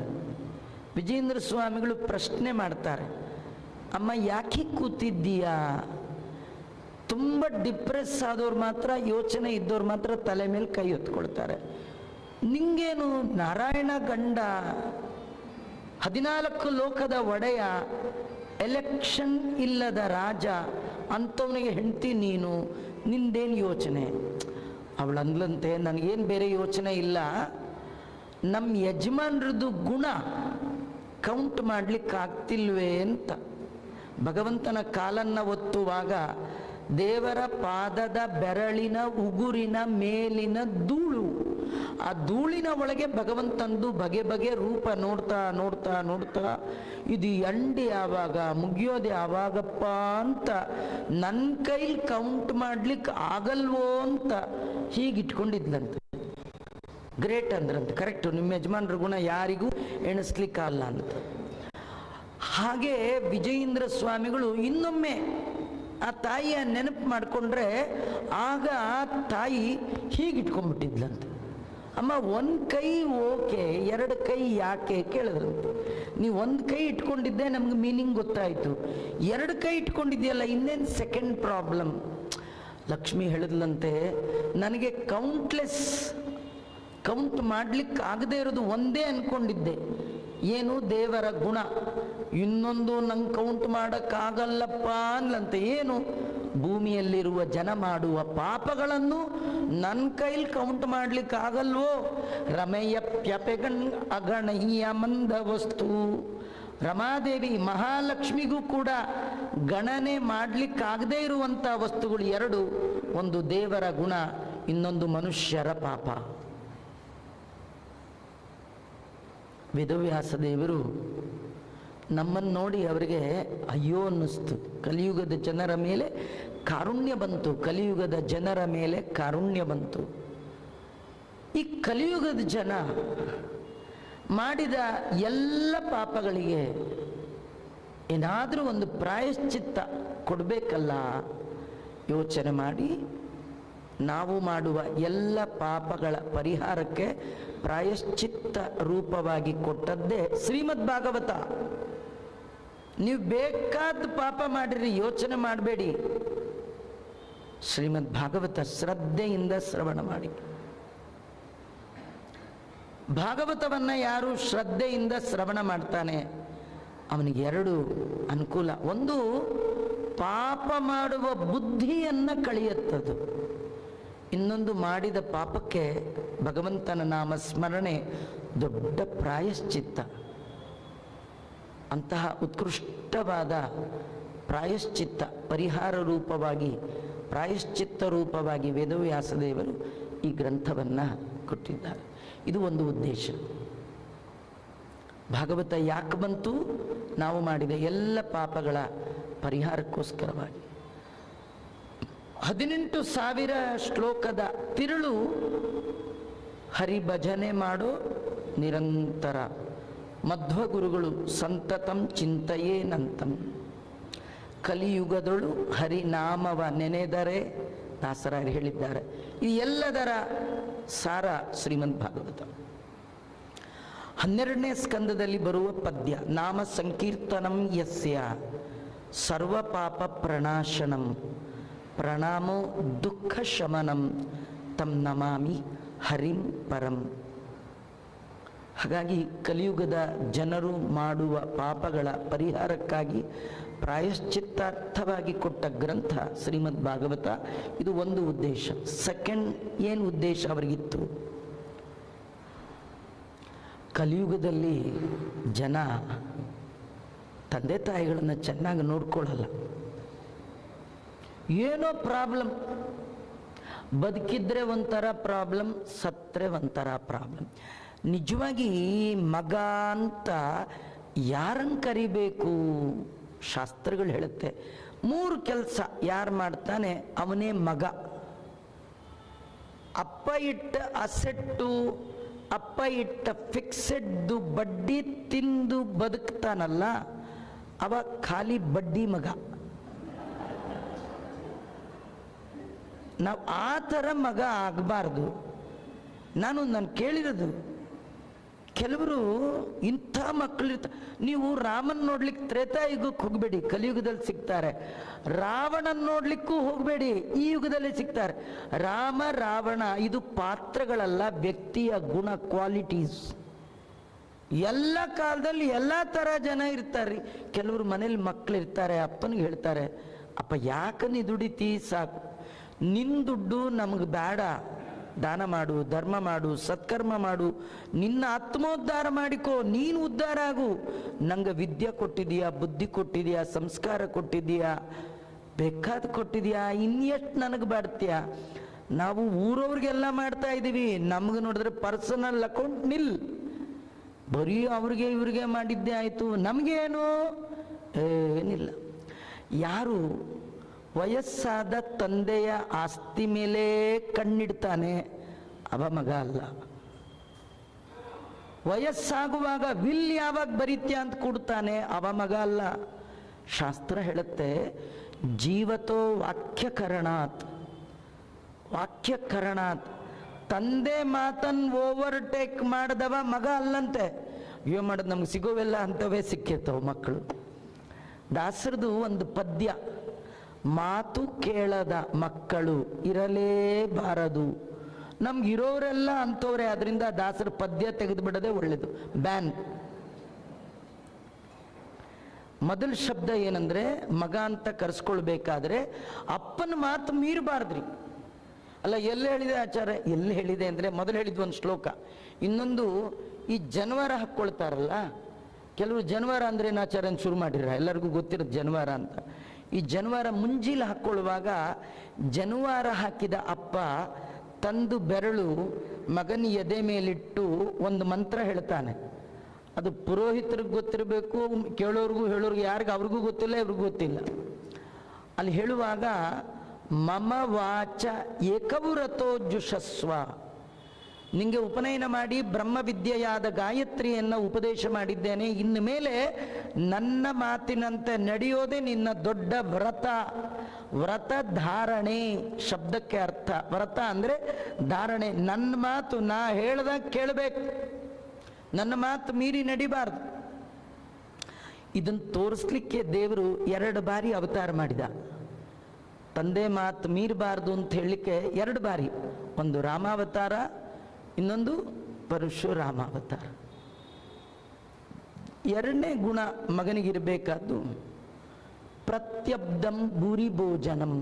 ಅಬ್ಧಿ ಅಂದರೆ ವರ್ಷ, ಪ್ರತ್ಯಬ್ಧ ಅಂದರೆ ಪ್ರತಿ ವರ್ಷ ತುತ್ತು ಕೊಟ್ಟ ತಂದೆ ತಾಯಿಗಳ ನೆನಪಲ್ಲಿ 4 ಜನರಿಗೆ 4 ತುತ್ತು ಹಾಕಬೇಕು. ನಾನುಂಟೋ 3 ಲೋಕ ಉಂಟು ಅಂತ ಅನ್ಬಾರ್ದು. ನಿಮಗೆ ಅನ್ನವನ್ನು ಕೊಟ್ಟು ಪ್ರೀತಿಯನ್ನು ಕೊಟ್ಟು ಸಾಕಿ ಸಲಹಿದ ತಂದೆ ತಾಯಿಗಳನ್ನು ವರ್ಷಕ್ಕೊಮ್ಮೆ ನೆನಪು ಮಾಡಿಕೊಂಡು ಸತ್ಪಾತ್ರರನ್ನು ಕರೆತು ಅನ್ನದಾನ. ಅನ್ನ ಸಂತರ್ಪಣೆ ಬೇರೆ, ಅನ್ನದಾನ ಬೇರೆ. ದಾನಕ್ಕೆ ಎಲ್ಲರೂ ಪಾತ್ರರು, ಅನ್ನಕ್ಕೆ ಯಾರಿಗೆ ಹಸುವಾಗಿದೆ ರೈಟ್ ಪರ್ಸನ್ ಕೊಡ್ಬೋದು. ಸಂತರ್ಪಣೆಗೆ ಮಾತ್ರ ಏಕಂ ಸದ್ವಿಪ್ರ ಬಹುಧಾ ವದಂತಿ, ಉತ್ತಮನಾದ ವಿಪ್ರ ಅಧ್ಯಯನ ಅಧ್ಯಾಪನ ಮಾಡಿದವನನ್ನು ಕರೆದು ಹಾಕಬೇಕಂತೆ. ಇದು 2ನೇ ಕ್ವಾಲಿಟಿ. 3ನೇದು ಗಯಾಯಾಂ ಪಿಂಡದಾನಾಶ್ಚ, ಗಯಾಯಾಂ ಪಿಂಡದಾನಾಶ್ಚ ತ್ರಿಭಿಹಿ ಪುತ್ರಸ್ಯ ಪುತ್ರತ. ಮಗ ಅಂತ ಕರೆಸ್ಕೊಳ್ಬೇಕಾದ್ರೆ ಜೀವನದಲ್ಲಿ ಒಮ್ಮೆಯಾದರೂ ಗಯಾಗೆ ಹೋಗಿ ಶ್ರದ್ಧೆಯಿಂದ ತಂದೆಗೆ ಗಯಾ ಒಳಗೆ, ತಾಯಿಗೆ ಮಾತೃ ಗಯಾ ಒಳಗೆ ಪಿಂಡ ಪ್ರದಾನ ಮಾಡಬೇಕಿದು ಮಗನ ಕರ್ತವ್ಯ. ಈ 3 ಕೆಲಸ ಮಾಡಬೇಕಂತ. ನಮ್ಗೇನು ಮಾಡೋಣ, 3ರಲ್ಲಿ 1 ಮಾಡಲ್ಲ ರೀ. ಇದ್ದಾಗ ಮಾತು ಕೇಳಲ್ಲ, ಹೋದ್ಮೇಲೆ ಶ್ರಾದ್ದಕ್ಕೆ ನಾವಿರಲ್ಲ ಆಚಾರ ಆಫೀಸಲ್ಲಿ, ನೀವೇ ಮಾಡ್ಕೊಂಬಿಡಿ, ಆನ್ಲೈನಲ್ಲಿ ಪೇ ಮಾಡ್ತೀನಿ ಅಂತ ಆನ್ಲೈನಲ್ಲಿ ಪೇ ಮಾಡಿ. ಗಯಾಗೆ ಹೋಗಲ್ಲ, ಹೋದ್ರೂ ಪಿಕ್ನಿಕ್ ತರ ಹೋಗ್ತೇವೆ, ಪಿಂಡ ಪ್ರದಾನಕ್ಕೆ ಹೋಗೋದೇ ಇಲ್ಲ. ನೋಡಿ, ಜೀವನದಲ್ಲಿ ಯಾವ ತಂದೆ ತಾಯಿಗಳಿಗೆ ಏನೋ ಜಗಳ ಕದನ ಮಾಡಿ ನೀವು ಊಟ ಹಾಕದೆ ಮನೆಯಿಂದ ಹೊರಗೆ ಹಾಕಿದ್ರೂ ಹ್ಯುಮ್ಯಾನಿಟಿ ಕರ್ಟಸಿ ಮೇಲೆ ಯಾರೋ ಅನ್ನ ಹಾಕ್ತಾರೆ, ಎಲ್ಲೋ ತಿಂತಾನೆ, ಹೇಗೋ ಇರ್ತಾನ್ರಿ. ಹುಟ್ಟಿಸಿದಾತ ತಾ ಹೊಣೆಗಾರನಾದ ಮೇಲೆ ಗಟ್ಟಿಯಾಗಿ ಸಲಹುವನು, ಇದಕ್ಕೆ ಸಂಶಯ ಬೇಡ. ಹುಟ್ಟಿಸಿದ ದೇವರು ಹುಲ್ಲು ತಿನ್ಸಲ್ಲ, ಯಾರ್ಯಾರಿಗೆ ಏನೇನು ಯಾವಾಗ ಕೊಡಬೇಕು ಕೊಟ್ಟೇ ಕೊಡ್ತಾನೆ. ಆದರೆ ಸತ್ತ ಮೇಲೆ ಈ ವ್ಯವಸ್ಥೆ ಇಲ್ಲ. ಸತ್ತ ಮೇಲೆ ಸಂಸ್ಕಾರವಂತ ಮಕ್ಕಳಿಲ್ಲದೆ ಇದ್ದರೆ, ಅವ್ರೇನು ಕೊಡದೇ ಇದ್ದರೆ, ನಮ್ಮಪ್ಪನ ತಿಥಿ ನಾವೇ ಮಾಡದೇ ಇದ್ದರೆ ಪಕ್ಕದ ಮನೆಯವ್ರು ಯಾಕೆ ಮಾಡ್ತಾರ್ರಿ? ಇವತ್ತು ನಿಮ್ಮಪ್ಪನ ತಿಥಿ ನೀವಂತೂ ಮಾಡಲ್ಲ, ನಾನೇ ಮಾಡ್ತೀನಿ ಅಂತ ಯಾರು ಮಾಡ್ತಾರ? ಯಾರೂ ಮಾಡಲ್ಲ. ಯಾರಿಗೆ ಸತ್ತ ನಂತರ ಔರ್ಧ್ವ ದೈಹಿಕ ಕ್ರಿಯೆಗಳು ಆಗೋಲ್ಲ, ಎಷ್ಟೇ ವರ್ಷ ಇದ್ದರೂ ಕೂಡ ಅವರು ಬೇರೆ ಲೋಕಕ್ಕೆ ಹೋಗಲಿಕ್ಕೆ, ಭೂಲೋಕಕ್ಕೆ ಬರಲಿಕ್ಕೆ ಸಾಧ್ಯ ಇಲ್ಲ. ಅಂತರ್ಪಿಶಾಚಿಗಳಾಗಿ ಅಲಿಯುವ ಪ್ರಸಂಗ ಇದೆ. ಅವ್ರು ಏನು ಮಾಡ್ತಾರೆ, ಹಾಗೆ ಪಿಶಾಚಿಗಳಾಗಿ ನಮ್ಮ ವಂಶದಲ್ಲಿ ಬರುವವರನ್ನೇ ಕಾಡ್ತಾರೆ. ಯಾರ ಮನೆಯಲ್ಲಿ ವಿದ್ಯೆ ಹತ್ತಲ್ಲ, ಯಾರ ಮನೆಯಲ್ಲಿ ಉದ್ಯೋಗ ಇಲ್ಲ, ಯಾರ ಮನೆಯಲ್ಲಿ ವಿವಾಹ ಆಗಲಿಲ್ಲ, ಯಾರ ಮನೆಯಲ್ಲಿ ಸಂತತಿ ಆಗಲಿಲ್ಲ, ಅದಕ್ಕೆ ಕಾರಣ ಈ ಪಿತೃದೋಷ ಅಂತ ಜ್ಯೋತಿಷ್ಕರು ಹೇಳ್ತಾರೆ. ಹಾಗಾಗಬಾರ್ದು ಅಂತಾದರೆ ಸತ್ತವರಿಗೆ ಸಂಸ್ಕಾರ ವರ್ಷಕ್ಕೆ ಮಾಡಬೇಕಾದ್ದು ಎಲ್ಲ ಮಾಡಬೇಕು. ನೀವು ಬೇಕಿದ್ರೆ ದೇವರ ಪೂಜೆ ಚೂರು ಕಡಿಮೆ ಮಾಡಿ, ದೇವರು ಕ್ಷಮ ಮಾಡ್ತಾನೆ. ಹೆತ್ತ ತಂದೆ ತಾಯಿಗಳಿಗೆ ಮಾತ್ರ ಮೋಸ ಮಾಡಬೇಡಿ. ಬದುಕಿದ್ದಾಗ ನೋಡ್ಕೊಳ್ಳಿ, ಇದ್ದಾಗ ಮಾತು ಕೇಳಿ. ಒಬ್ಬ ತಾಯಿಯ ಋಣ ನಮ್ಮ ಚರ್ಮನ ಸುಲಿದು ಆ ತಾಯಿಗೆ ಪಾದರಕ್ಷೆ ಮಾಡಿಕೊಟ್ರು ತಾಯಿ ಕೊಟ್ಟದ್ದಕ್ಕೆ ಈಕ್ವಲೆಂಟ್ ಆಗಲ್ಲಂತೆ. ಒಂದು ತಾಯಿಯ ಋಣ ಏಳೇಳು ಜನ್ಮಕ್ಕೆ ಬರುತ್ತಂತೆ. ಹಾಗಾದ್ರೆ ಮುಗಿಯೋದು ಯಾವಾಗ ಆಚಾರ್ಯ? ಮುಗಿಸ್ಬೋದು, ಈಸಿ ಮೆಥಡ್ ಇದೆ. ಆ ತಂದೆ ತಾಯಿಗಳ ಋಣ ತೀರಬೇಕಾದ್ರೆ ಅವರು ಬದುಕಿರುವಾಗಲೇ ನಮ್ಮ ಬಿಹೇವಿಯರ್ ಕಂಡು ಸಂತೋಷಪಟ್ಟು ಅವ್ರ ಬಾಯಲ್ಲಿ ಒಂದು ವರ್ಡ್ ಬರಬೇಕು, ನಿನ್ನ ಮಗನನ್ನಾಗಿ ಪಡೆದದ್ದು ನನ್ನ ಜನ್ಮ ಸಾರ್ಥಕ ಆಯಿತು, ಬಂತು, ನಿಮ್ಮದು ಋಣಮುಕ್ತರಾದ್ರಿ ಅಂತ. ಆದರೆ ನಮಗಂಥ ಭಾಗ್ಯ ಇಲ್ಲ ರೀ. ನಮ್ಮನ್ನು ನೋಡುವಾಗಲೇ ನಿನ್ನ ನೋಡಿದ್ರೆ ಮೈ ಉರಿದು ಹೋಗುತ್ತೆ ನನಗೆ ಅಂತಿರ್ತಾರೆ. ಯಾಕಂದರೆ ನಾವು ಒಂದು ಮಾತೇ ಕೇಳಲ್ಲ. ಸಣ್ಣ ವಯಸ್ಸಲ್ಲೂ ಕೇಳಿಲ್ಲ, ಮಧ್ಯ ವಯಸ್ಸಲ್ಲೂ ಕೇಳಿಲ್ಲ, ಯಾವ ವಯಸ್ಸಲ್ಲೂ ಕೇಳಲೇ ಇಲ್ಲ. 3 ಬೇಕು. ಇಲ್ಲದೇ ಇದ್ದವ ಸತ್ತ ಮೇಲಾದ್ರೂ ಏನೋ ಬದುಕಿದ್ದಾಗ ಮಾತು ಕೇಳಲಿಲ್ಲ, ಸಣ್ಣ ವಯಸ್ಸು, ಎಂಗೇಜು, ಎಲ್ಲೆಲ್ಲೋ ಎಂಗೇಜ್ ಆಗಿದ್ರಿ, ಹೀಗಾಗಿ ಕೇಳಲಿಲ್ಲ, ಹೋಗಲಿ ಬಿಡಿ. ಆದರೆ ಸತ್ತ ಮೇಲೆ ಮಾತ್ರ ಶ್ರದ್ಧೆಯಿಂದ ಮಾಡಲಿಲ್ಲ ಅಂತಾದರೆ ಅಂತರ್ಪಿಶಾಚಿಗಳಾಗಿ ಅಲಿತಾರೆ. ಅಂತಹ ಪಿತೃಗಳ ಉದ್ಧಾರಕ್ಕೋಸ್ಕರವಾಗಿ ವೇದವ್ಯಾಸದೇವರು ಭಾಗವತವನ್ನು ರಚನೆ ಮಾಡಿದ್ದಾರೆ. ಈ ಕಥೆ ಏನು ಗೊತ್ತಾ?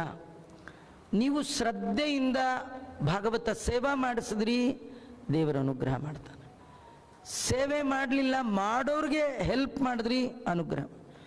ಏನಿಲ್ಲ, ಸುಮ್ಮನೆ ಬಂದು ಕೂತ್ರಿ, ಅದಕ್ಕೂ ದೇವರ ಅನುಗ್ರಹ, ಕಾರುಣ್ಯ ದೇವರದು.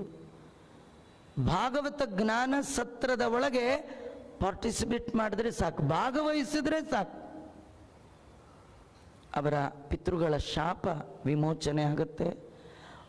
ಗತಿಸಿದ ಪಿತೃಗಳಿಗೆ ಉತ್ತಮ ಗತಿಗಾಗಿ ಶ್ರೀಮದ್ ಭಾಗವತವನ್ನು ವೇದವ್ಯಾಸ ದೇವರು ರಚನೆ ಮಾಡಿಕೊಟ್ಟಿದ್ದಾರೆ. ಇದು 2ನೇ ಉದ್ದೇಶ.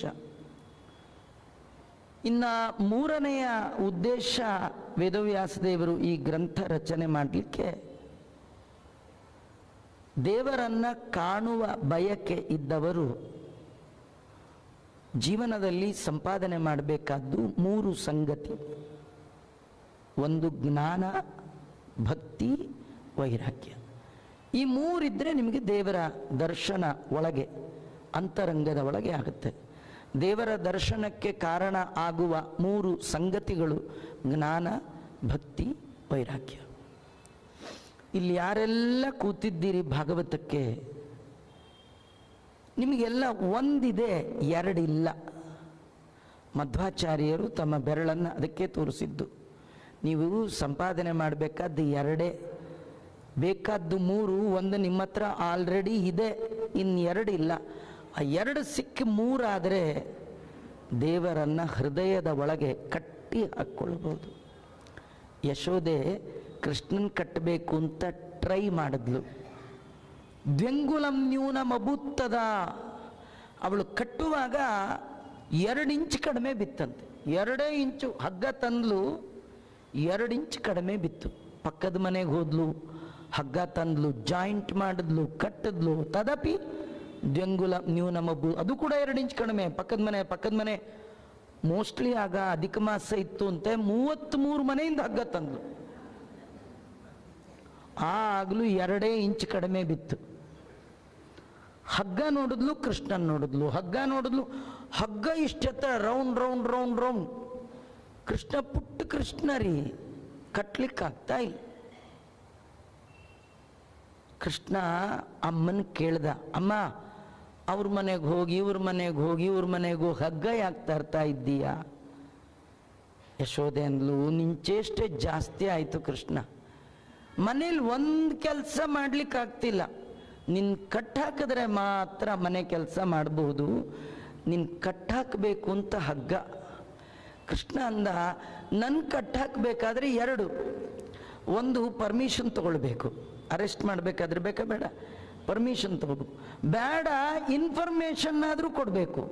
ಅಮ್ಮ ಕಟ್ಟಾಕ್ತೀನಿ ಅಂತ ಹೊರಟಿಯಲ್ಲ, ನನಗೇನು ಹೇಳ್ದೀಯಾ? ನನ್ನ ಕಡೆ ಪರ್ಮಿಷನ್ ತಗೊಂಡ್ಯಾ? ನಾನು ಯಾರಿಗೂ ಸಿಗುವವ ಅಲ್ಲ, ಆದರೆ ನಿನ್ನ ಕಷ್ಟ ನೋಡೋಕ್ಕಾಗ್ತಿಲ್ಲ. ಒಂದು ಕೆಲಸ ಮಾಡು, ನನ್ನ ಕಟ್ಟಲಿಕ್ಕೆ ಇಷ್ಟು ಹಗ್ಗ ಬೇಡ, 3 ಇಂಚಿನ ಹಗ್ಗ ಸಾಕು ಅಂದ. ಜ್ಞಾನ, ಭಕ್ತಿ, ವೈರಾಗ್ಯ. ಈ ತಾಯಿಗೆ 1 ಇಂಚಿದೆ, 2 ಇಂಚಿಲ್ಲ. ಯಾವುದಿದೆ? ಭಕ್ತಿ. ಭಕ್ತಿ ಅಂದರೆ ದೇವರಲ್ಲಿ ಪ್ರೇಮ ಪ್ರವಾಹ, ಪ್ರೀತಿ. ದೇವರಲ್ಲಿ ಪ್ರೀತಿ ಇದೆ. ಕೃಷ್ಣನಲ್ಲಿ ಭಾರಿ ಪ್ರೀತಿ ಇದೆ. ಆದರೆ ಕೃಷ್ಣ ಅಖಿಲಾಂಡ ಕೋಟಿ ಬ್ರಹ್ಮಾಂಡ ನಾಯಕ ನಾರಾಯಣ ಅನ್ನುವ ಜ್ಞಾನ ಇಲ್ಲ. ಈಶಾವಾಸ್ಯಮಿದಂ ಸರ್ವಂ, ನಂದೇನದು ಸ್ವಾಮಿ, ನಿಂದೇ ಇದೆಲ್ಲ, ಈ ಜ್ಞಾನ ಇಲ್ಲ.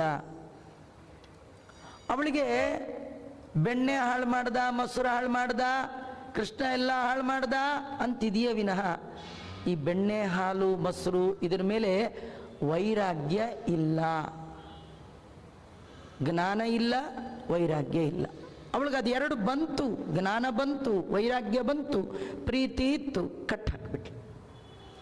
ಹಾಗಾದ್ರೆ ನಾವು ದೇವರನ್ನು ಕಟ್ಟಬೇಕಾದ್ರೆ 3 ಇಂಚಿನ ಹಗ್ಗ ಸಂಪಾದನೆ ಮಾಡಬೇಕು. ಅದರಲ್ಲಿ ನಮ್ಮ ಹತ್ರ ಎಷ್ಟಿದೆ ಈಗ ಆಲ್ರೆಡಿ? 1 ಇಂಚು. ಬೇಕಾದ ಎಷ್ಟು ಇಂಚು? 2 ಇಂಚು. ಅದು ಎಲ್ಲಿದೆ? ಭಾಗವತದಲ್ಲಿದೆ.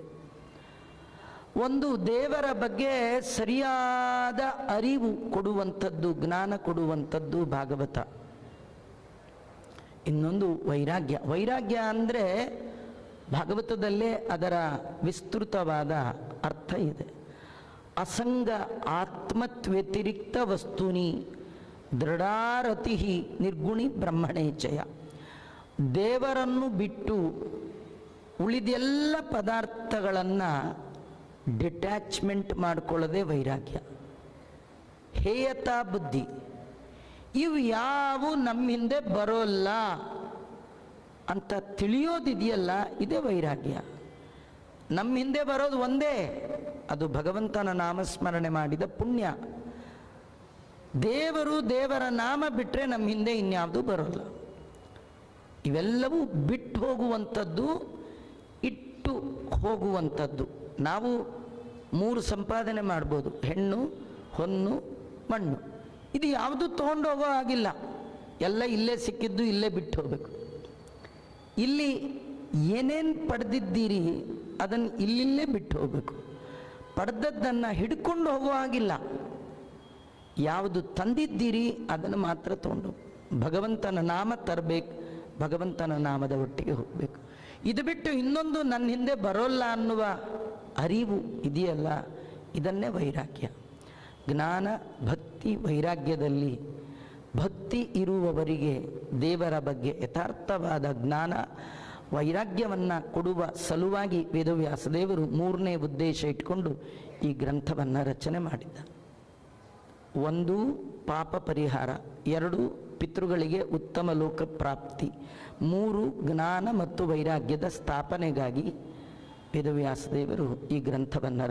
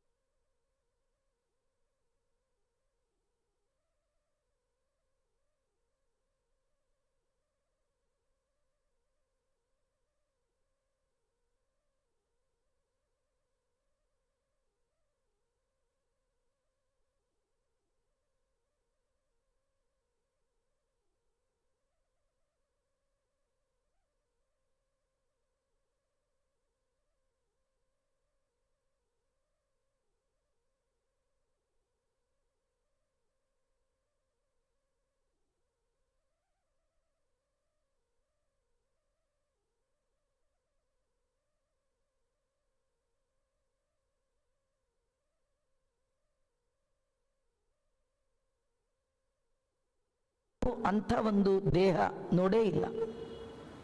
ನಾವೆಲ್ಲ ನೋಡಿರೋದು ಮಣ್ಣಿಂದ ಆದ ಶರೀರವನ್ನೇ ನೋಡಿದ್ದೇವೆ. ಕಾಣದ ದೇವರನ್ನ ಕಾಣುವ ಬಗೆ ಹೇಗೆ ಎಂದು ನೋಡಿಲ್ಲ. ಅವನ ಬಗ್ಗೆ ಧ್ಯಾನ ಮಾಡೋದು ಹೇಗೆ? ನೀವು ಯಾರನ್ನಾದರೂ ಧ್ಯಾನ ಮಾಡಬೇಕಾದ್ರೆ, ಧ್ಯಾನ ಅಂದರೆ ನೆನಪಿಗೆ ತಂದುಕೊಳ್ಬೇಕಾದ್ರೆ ಅವ್ರನ್ನ ಒಮ್ಮೆಯಾದರೂ ನೋಡಿರ್ಬೇಕು. ನೋಡದೇ ಇದ್ದವ್ರನ್ನ ನೆನಪು ಮಾಡ್ಕೊಳ್ಳಿಕ್ಕಾಗತ್ತಾ? ಆಗಲ್ಲ. ನೋಡಿ, ನಿಮ್ಮನೆಗೆ ಯಾರಿಗೋ ನೀವು ಗೆಸ್ಟ್ಗೆ ಇನ್ವೈಟ್ ಮಾಡಿರ್ತೀರಿ. 12 ಗಂಟೆಗೆ ಬಂದುಬಿಡಿ ಸರ್, ಅದು ಊಟದ ಟೈಮ್, ನೀವು ಬರಬೇಕು. 12ಕ್ಕೆ ಬರಲ್ಲ, 12ವರೆಗೆ ಬರಲ್ಲ. ನೀವು ಯಾರನ್ನೋ ಕರೆದಿರ್ತೀರಿ, ಬಿಟ್ಟು ಊಟ ಮಾಡಲಿಕ್ಕೆ ಮನಸ್ಸಿಲ್ಲ. ಕಡೆಗೆ 12:45ಗೆ ಬರ್ತಾರೆ. ಬಾಗಿಲು ತಟ್ತಾರೆ, ನೀವು ಬಾಗಿಲು ತೆಗಿತೀರಿ. ನಿಮ್ಮ ಕಣ್ಣೆದುರಿಗೆ ನೀವು ಯಾರನ್ನ ಕಾಯ್ತಾ ಇದ್ರಿ ಅವ್ರು ನಿಂತ್ಕೊಂಡು, ಅವ್ರು ನೋಡಿ ನೀವೇನಂತೀರಿ? 12 ಗಂಟೆಯಿಂದ ನಿಮ್ಮನ್ನೇ ನೆನೆಸ್ತಾ ಇದ್ದೆ ಅಂತೀರೋ ಇಲ್ಲೋ? ಅಂತೀರಲ್ಲ. ಹಾಗೆ ಒಂದಿನ ಊಟಕ್ಕೆ ಕೂತ್ರಿ, ಇನ್ನೇನು ಶುರು ಮಾಡ್ಬೇಕು, ಯಾರೋ ಬಾಗಿಲು ತಟ್ಟಿದ್ರು, ಬಾಗಿಲು ತೆಗೆದ್ರಿ, ಸೇಲ್ಸ್ ಮೆನ್ ನಿಂತಿದ್ದ, ನಿನ್ನೆ ನೆನೆಸ್ತಿದ್ದೆ ಅಂತೀರಾ? ಯಾಕನ್ನಲ್ಲ? ನೀವು ನೋಡೇ ಇಲ್ಲ. ಅವನು ಈ ಟೈಮಿಗೆ ಬರ್ತಾನೆ ಅಂತ ಗೊತ್ತಿಲ್ಲ. ಈ ರೋಡಲ್ಲಿ ಸೇಲ್ಸ್ಮೆನ್ಗಳೇ ಬರಲ್ಲ. ಹೇಗೆ ಅವನನ್ನು ನೀವು ನೆನಪಿಸ್ಕೊಳ್ಳಿಕ್ಕೆ ಸಾಧ್ಯ ಇಲ್ಲ? ಕಾರಣ ಎಂದೂ ಅವನು ನೋಡಲೇ ಇಲ್ಲ. ಹಾಗೆ ಭಗವಂತನ ನೀವು ಯಾರು ಯಾವತ್ತೂ ಎಲ್ಲಿಯೂ ನೋಡೇ ಇಲ್ಲ. ನೋಡದ ದೇವರನ್ನ ನೆನಪಿಸಿಕೊಳ್ಳುವ ಬಗೆ ಹೇಗೆ ಅಲ್ವಾ? ಭಾಗವತ ನಿಮಗದನ್ನು ತಿಳಿಸ್ಕೊಡುತ್ತೆ. ಕಾಣದ ದೇವರನ್ನ ಕಾಣುವ ಬಗೆ. ಅದಕ್ಕೆ ಭಾಗವತ ಹೇಳುತ್ತೆ, ನಿಮಗೆ ದೇವರನ್ನ ನೋಡುವ ಬಯಕೆ ನಿಜವಾಗಿದ್ರೆ ಜನಾರ್ದನನ ಅರಿವು, ಆ ಅರಿವಿನ ಅನುಭವ ನಿಮಗಾಗಬೇಕಂದ್ರೆ ನೀವಿಷ್ಟೇ ಮಾಡಿ, ಈ ಜಗತ್ತನ್ನು ಅಬ್ಸರ್ವ್ ಮಾಡಿ. ನೋಡೋದು ಬೇರೆ. ಡಾಕ್ಟ್ರ್ ಹತ್ರ ಹೋದ ಪೇಷಂಟ್ಗೆ ಡಾಕ್ಟ್ರ್ ಹೇಳ್ತಾರೆ, ನಾನು ಅಬ್ಸರ್ವಲ್ಲಿ ಇಟ್ಟಿದ್ದೀನಿ, ಅಬ್ಸರ್ವೇಷನ್ 24 hours ಅಂತಾರೆ. ನಾವಿಡೀ ನಮ್ಮ ಜನ್ಮ ಈ ಜಗತ್ತನ್ನು ಅಬ್ಸರ್ವ್ ಮಾಡಬೇಕು. ಬಹುಚಿತ್ರ ಜಗತ್ ಬಹುದಾಕರಣಾತ್ ಬಹುಶಕ್ತಿರನಂತ ಗುಣ ಪರಮ. ಭಗವಂತನ ಹರಿಯ ಹಿರಿಮೆಯ ಅರಿವು ನಿಮ್ಗಾಗಬೇಕಾದ್ರೆ ಅವನಿಂದ ನಿರ್ಮಾಣವಾದ ಜಗತ್ತನ್ನು ನೋಡಿ ಅವನ ಬಗ್ಗೆ ತಿಳಿರಿ. ಒಂದು ಮನೆ, ಅದು ಇಂಟೀರಿಯರ್ ಡೆಕೋರೇಷನ್ ನೋಡಿ, ಔಟ್ಲುಕ್ ನೋಡಿ, ನೋಡಿದವ್ರು ಅಂತಾರೆ ಭಾರಿ ಬ್ರಿಲಿಯಂಟ್ ರೀ. ನೀವು ನೋಡೇ ಇಲ್ಲ.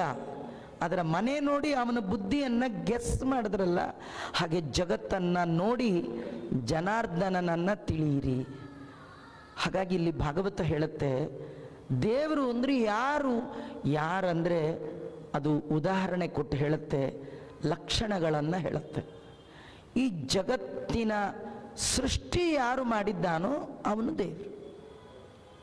ದೇವರು ಅಂದರೆ ಯಾರು? ಜಗತ್ತಿನ ಸೃಷ್ಟಿ ಮಾಡಿದವ. ಇದರಿಂದ ಏನರ್ಥ ಗೊತ್ತಾ? ನಾನಂತೂ ದೇವರಲ್ಲ, ಅದು ಗೊತ್ತಾಗಬೇಕು. ಯಾಕಂದರೆ ಈ ಜಗತ್ತು ಸೃಷ್ಟಿ ಮಾಡಿದವ ನಾನಲ್ಲ. ಯಾಕಂದರೆ ನಾನೇ ದೇವರು ಅಂತ ಕೂತ್ಬಿಟ್ರೆ ನೀವು ದೇವ್ರನ್ನ ಹುಡ್ಕೋದೇ ಇಲ್ಲ. ನಾವು ಅಲ್ಲ ಅನ್ನೋದು ಕನ್ಫರ್ಮ್ ಆದರೆ ಇನ್ಯಾರಪ್ಪ ಅಂತ ಹುಡುಕ್ಬೋದು. ನೀವು ನಾನೇ ದೇವರು ಅಂದ್ಕೊಂಡು ತಂದು ಹೂವು ಎಲ್ಲ ನಿಮ್ಮ ತಲೆ ಮೇಲೆ ಇಟ್ಕೊಂಡು ಕೂತ್ಬಿಟ್ರೆ ದೇವ್ರಿಗೆ ಹಾಕ್ಲಿಕ್ಕೆ ಏನು ಉಳೀತು? ಜೀವನದಲ್ಲಿ ಮೊದಲು ನಾನು ಅಲ್ಲ ಅಂತ ತಿಳಿಲಿಕ್ಕೆ ಮೊದಲ ಉದಾಹರಣೆ ಜನ್ಮಾದ್ಯಸ್ಯ ಯತಃ. ಆದಿ ಅಂತ ಒಂದು ಶಬ್ದ, ಜನ್ಮಾದಿ. ಆದಿ ಅಂದರೆ ಇವೇ ಮೊದಲಾದ ಎಕ್ಸೆಟ್ರಾ ಅಂತಿರಲ್ಲ, ಅದು. ಅದೇನಂದರೆ 8 ಕೆಲಸ ಅಂತ. ಯಾರನ್ನ ದೇವರಂತ ಕರಿಬೇಕಾದ್ರೆ ಈ ಜಗತ್ತಿನ ಹುಟ್ಟಿಗೆ ಯಾರು ಕಾರಣ, ಜಗತ್ತಿನ ಎಕ್ಸಿಸ್ಟೆನ್ಸಿಗೆ ಯಾರು ಕಾರಣನೋ, ಜಗತ್ತಿನ ಎಲ್ಲ ಜೀವಜಾತಿಗಳ ನಾಶಕ್ಕೆ ಯಾರು ಕಾರಣ, ಜಗತ್ತಿನ ಎಲ್ಲರಿಗೆ ಭಯ ಹುಟ್ಟಿಸುವವ ಯಾರೋ, ಯಾರು ಬಂಧನವನ್ನು ಕೊಡ್ತಾನೋ, ಯಾರು ಭಯ ವಿಮೋಚಕನಾಗಿದ್ದಾನೋ ಅವನ ದೇವರು ಅಂತ. ಹೀಗೆ 8 ಲಕ್ಷಣಗಳ ದೇವರನ್ನು ವರ್ಣನೆ ಮಾಡಿ ಅನೇಕ ಲಕ್ಷಣಗಳನ್ನು ಹೇಳಿ, ಯಾರು ಈ ಜಗತ್ತಿನ ಒಳಗೆ 3 ಬಗೆಯ ಸೃಷ್ಟಿ, ತೇಜೋ ವಾರಿ ಮೃದಾಂ ಯಥಾ ವಿನಿಮಯ ತೇಜಸ್ ಸೃಷ್ಟಿ ಅಂದರೆ ದೇವರ ಮೂಲ ರೂಪದಿಂದ ಬಂದ ದೇವರ ಬೇರೆ ಬೇರೆ ರೂಪಗಳು. ದೇವರ ಮೂಲ ರೂಪ ಅನಂತ ಪದ್ಮನಾಭ, ಅದರಿಂದ ಬಂದದ್ದೇ ಮತ್ಸ್ಯ, ಕೂರ್ಮ, ವರಾಹ, ನರಸಿಂಹ, ವಾಮನ. ಒಂದು ದೀಪದಿಂದ ಇನ್ನೊಂದು ದೀಪ ಹಚ್ಚಿದರೆ ಹೇಗೆ ಈ ದೀಪಕ್ಕೂ ಆ ದೀಪಕ್ಕೆ ವ್ಯತ್ಯಾಸ ಇಲ್ಲ, ಭಗವಂತನ ಮೂಲ ರೂಪದಿಂದ ಬಂದ ರಾಮಕೃಷ್ಣಾದಿ ರೂಪಗಳಿಗೂ ಕೂಡ ಯಾವ ವ್ಯತ್ಯಾಸ ಇಲ್ಲ. ಇದನ್ನು ತೇಜಸ್ ಸೃಷ್ಟಿ ಅಂತ ಕರೀತಾರೆ. ಇದು ದೇವರೇ ಮಾಡಿದ್ದು. ಇನ್ನೊಂದು ವಾರಿ. ವಾರಿ ಅಂದರೆ ನೀರು. ಅದರ ಸೃಷ್ಟಿ ಅಂದರೆ ಆಕಾಶದಲ್ಲಿ ಒಂದು ಚಂದ್ರ ಇರ್ತಾನೆ, ಕೆಳಗೆ ಒಂದು ಸರೋವರ. ಆ ಚಂದ್ರನ ಪ್ರತಿಬಿಂಬ ಸರೋವರದಲ್ಲಿ ಬಿದ್ದಿದೆ. ನಿಜವಾಗಿ ಅಲ್ಲಿ ಇನ್ನೊಂದು ಚಂದ್ರ ಇಲ್ಲ, ಅಲ್ಲೇ ಇರೋದು, ಅದರ ರಿಫ್ಲೆಕ್ಷನ್. ಹಾಗೆ ಬಿಂಬ ಪ್ರತಿಬಿಂಬ ಭಾವದ ಸೃಷ್ಟಿ. ನಮ್ಮೆಲ್ಲರಿಗೆ ಬಿಂಬ ಪರಮಾತ್ಮ, ಅವನ ಪ್ರತಿಬಿಂಬರು ನಾವೆಲ್ಲ. ಮನುಷ್ಯ ಪ್ರಾಣಿ ಪ್ರಪಂಚದ ಸೃಷ್ಟಿಯನ್ನ ವಾರಿ ಸೃಷ್ಟಿ, ಬಿಂಬ ಪ್ರತಿಬಿಂಬ ಭಾವದ ಸೃಷ್ಟಿ ಅಂತ ಕರೀತಾರೆ. ಇನ್ನು ಮೃತ್ ಸೃಷ್ಟಿ ಅಂದರೆ ಜಡ ಪ್ರಪಂಚದ ಸೃಷ್ಟಿ. 2-3 ಬಗೆಯ ಸೃಷ್ಟಿಯನ್ನು ಯಾರು ತನಗೆ ಯಾವ ಪ್ರಯೋಜನ ಇಲ್ಲದೆ ಇದ್ರೂ ಮಾಡಿದ್ದಾನೋ ಅವನು ದೇವರು, ಅವನನ್ನು ಉಪಾಸನೆ ಮಾಡೋಣ. ಧಾಮ್ನಾ ಸ್ವೇನ. ಸ್ವೇನ, ಧಾಮ ಅಂದರೆ ಮನೆ. ಈ 14 ಲೋಕ ಯಾರ ಸ್ವಂತ ಮನೆಯೋ ಅವನು ದೇವರು. ಸದಾ ನಿರಸ್ತ ಕುಹಕಂ. ಕುಹಕ ಅಂದರೆ ಕೆಡಕು ಬುದ್ಧಿ, ಕೆಟ್ಟ ಬುದ್ಧಿ, ದೋಷ. ಯಾರಲ್ಲಿ ಯಾವ ಕಾಲಕ್ಕೂ ದೋಷವೇ ಇಲ್ಲವೋ ಸದಾ ನಿರಸ್ತ ಕುಹಕಂ. ಸತ್ಯಂ ಧೀಮಹಿ. ಇನ್ನೊಂದು ಶಬ್ದ ಇದೆ ಪರಂ. ಪರಂ ಅಂದರೆ ಭಿನ್ನ, ಪರಂ ಅಂದರೆ ಪೂರ್ಣ, ಪರಂ ಅಂದರೆ ಎತ್ತರ. ಯಾರು ನಮ್ಮೆಲ್ಲರಿಗಿಂತ ಎತ್ತರದಲ್ಲಿದ್ದಾನೋ, ಯಾರು ನಮಗಿಂತ ಭಿನ್ನನಾಗಿದ್ದಾನೋ, ಯಾರು ನಮ್ಮ ಪಾಲಕನಾಗಿದ್ದಾನೋ, ಯಾರು ನಮಗಿಂತ ಪೂರ್ಣನಾಗಿದ್ದಾನೋ ಅಂತಹ ಸತ್ಯಂ, ಆ ಪರಮಾತ್ಮನನ್ನು ಧೀಮಹಿ ಧ್ಯಾನ ಮಾಡೋಣ. ನೋಡಿ, ನೀವು ಮನೇಲಿ ಕೂತು ದೇವರ ಮುಂದೆ ದೇವರ ಪೂಜೆ ಮಾಡುವಾಗ ಕಣ್ಣು ಮುಚ್ಚಿ ಕೂತ್ಕೊಂಡು ಮಾಡ್ತಿರಲ್ಲ ಮೆಡಿಟೇಷನ್, ಅದು ಡಿಸ್ಟರ್ಬ್ ಆಗುವ ಚಾನ್ಸಸ್ ತುಂಬ ಇದೆ. ಹೇಗಂದರೆ ಸಾಮಾನ್ಯ ಅಡುಗೆ ಮನೆಗೂ ದೇವರ ಮನೆಗೂ ನಿಯರ್ ಇರುತ್ತೆ. ನೀವು ಕಣ್ಣು ಮುಚ್ಕೊಂಡು ಕೂತ್ರೆ ಒಗ್ಗರಣೆ ಸೀದೋಗಿರುತ್ತೆ, ಹೋ ಅಂತ ಕೂಗ್ತಾ ಒಗ್ಗರಣೆ ನೋಡು ಅಂತ, ಆಮೇಲೆ ಗಾಯತ್ರಿ ಕಂಟಿನ್ಯೂ. ನೀವು ಕೂಗದಿದ್ರು ನಿಮ್ಮ ಮೂಗೊಳಗಂತೂ ಆ ಹೊಗೆ ಬಿಡುತ್ತೆ, ಅದ್ರದ್ದು ಸ್ಮೆಲ್ಲು ಡೈವರ್ಟ್ ಆಯಿತು.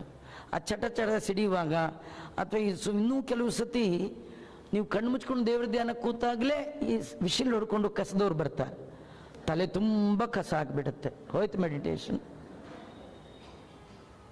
ಅದರಲ್ಲಿ ಕಾನ್ಸಂಟ್ರೇಷನ್ ಬರೋದು ತುಂಬ ಕಡಿಮೆ. ಸಿಂಗಲ್ ಕೂತಾಗ ದೇವರ ಮನೇಲಿ ಧ್ಯಾನ ಬರುತ್ತೆ ಅಂತಿಲ್ಲ. ನೀವು ಡೀಪಾಗಿ ಧ್ಯಾನ ಮಾಡ್ತೀರಿ ಅಂತ ಕಣ್ಣು ಮುಚ್ಚಿದ್ರೆ 5 ನಿಮಿಷಕ್ಕೆ ನಿದ್ದೆನೇ ಬಂದು ಬಿದ್ದು ಬಿಡ್ತೀರಿ. ಕಣ್ಣು ಮುಚ್ಚಿ ಧ್ಯಾನ ಮಾಡಬಾರ್ದು. ಕಣ್ಣು ಮುಚ್ಚಿ ದೇವರ ಧ್ಯಾನ ಮಾಡಲಿಕ್ಕೆ ಹೇಳಿಲ್ಲ. ಮತ್ತೇನು ಹೇಳಿದ್ದಾರೆ? ಮೂಗಿನ ತುದಿಯನ್ನು ನೋಡಬೇಕಂತೆ. ತುಂಬ ಹೊತ್ತು ನೋಡೋಕ್ಕಾಗಲ್ಲ, ತಲೆಗಿರ್ರನತ್ತೆ. ಅಭ್ಯಾಸ ಯೋಗೇನ ಕೌಂತೆಯ. ಕೃಷ್ಣ ಅರ್ಜುನನಿಗೆ ಹೇಳ್ತಾನೆ. ಅದು 1 ದಿನ 2 ದಿನಕ್ಕೆಲ್ಲ ಪುರಾಣ ಕೇಳ್ಕೊಂಡು ಹೋದ ತಕ್ಷಣ ಆಚಾರ್ಯ ಹೇಳಿದ್ದಾರೆ ಅಂತ ಹಿಂಗೆ ನೋಡ್ತಾ ಕೂತ್ಬಿಟ್ರೆ ಹೆಂಡತಿ ಗಂಡ ಎಲ್ಲರಿಗೂ ಗಾಬರಿ, ಯಾಕೇನಾಯಿತು? ಅದಕ್ಕೆ ನಾ ಬಡ್ಕೊಂಡಿದ್ದ, ಆಚಾರ ಉಪನ್ಯಾಸಕ್ಕೆ ಹೋಗ್ಬೇಡ ಅವರೇನೋ ಹೇಳ್ತಾರೆ ಅಂತ. ಹಾಗೆಲ್ಲ ಆಗಿಬಿಡುತ್ತೆ. ಅದು 1 ದಿನ 2 ದಿನಕ್ಕೆ ಬರೋದಲ್ಲ, ಸ್ವಲ್ಪ ಸ್ವಲ್ಪ ಸ್ವಲ್ಪ ಟ್ರೈ ಅಂತಾರೆ ನೋಡಿ. ಅಭ್ಯಾಸ ಯೋಗೇನತ್ತು ಕೌಂತೆ. ಅಭ್ಯಾಸ ಮಾಡಬೇಕು, ಪ್ರಾಕ್ಟೀಸ್ ಮಾಡಬೇಕು, ಅದು ಹಾಗೆಲ್ಲ ಬರೋದಲ್ಲ. ದಾಸರು ಹೇಳ್ತಾರೆ, ಕಣ್ಣಿನಿಂದಲಿ ನೋಡೋ ಹರಿಯ, ಒಳಗಣ್ಣಿನಿಂದಲಿ ನೋಡೋ ಮೂರ್ಜಗದ ದೊರೆಯ. ಮೊದಲು ದೇವರನ್ನ ಕಣ್ಣಿಂದ ನೋಡ್ಬೇಕಂತೆ. ಏನಂತ? ಕಂಡದ್ದೆಲ್ಲ ಕಮಲನಾಭನ ಮೂರ್ತಿ. ಏನು ನೋಡ್ತೀರಿ ಅದನ್ನು ದೇವರು ಅಂತ ಉಪಾಸನೆ ಮಾಡಿ. ಏನು ನೋಡಿದ್ರು ನೀವು ಏನೇ ನೋಡಿ ಅದು ದೇವರದು.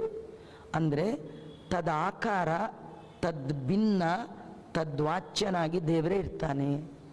ಅದಕ್ಕೆ ನಮ್ಮಲ್ಲೆಲ್ಲ ಹಿಂದೆ ನಮ್ಮಜ್ಜಿ ನಿಮ್ಮಜ್ಜಿ ನಮ್ಮ ತಾತ ನಿಮ್ಮ ತಾತನ ಕಾಲದಲ್ಲಿ ಮನೆ ಕಸ ಗುಡಿಸೋ ಪರ್ಕೆ ಇದೆಯಲ್ಲ, ಅದನ್ನು ಕಾಲಿಂದ ಸರಿಸ್ತಿರ್ಲಿಲ್ಲ.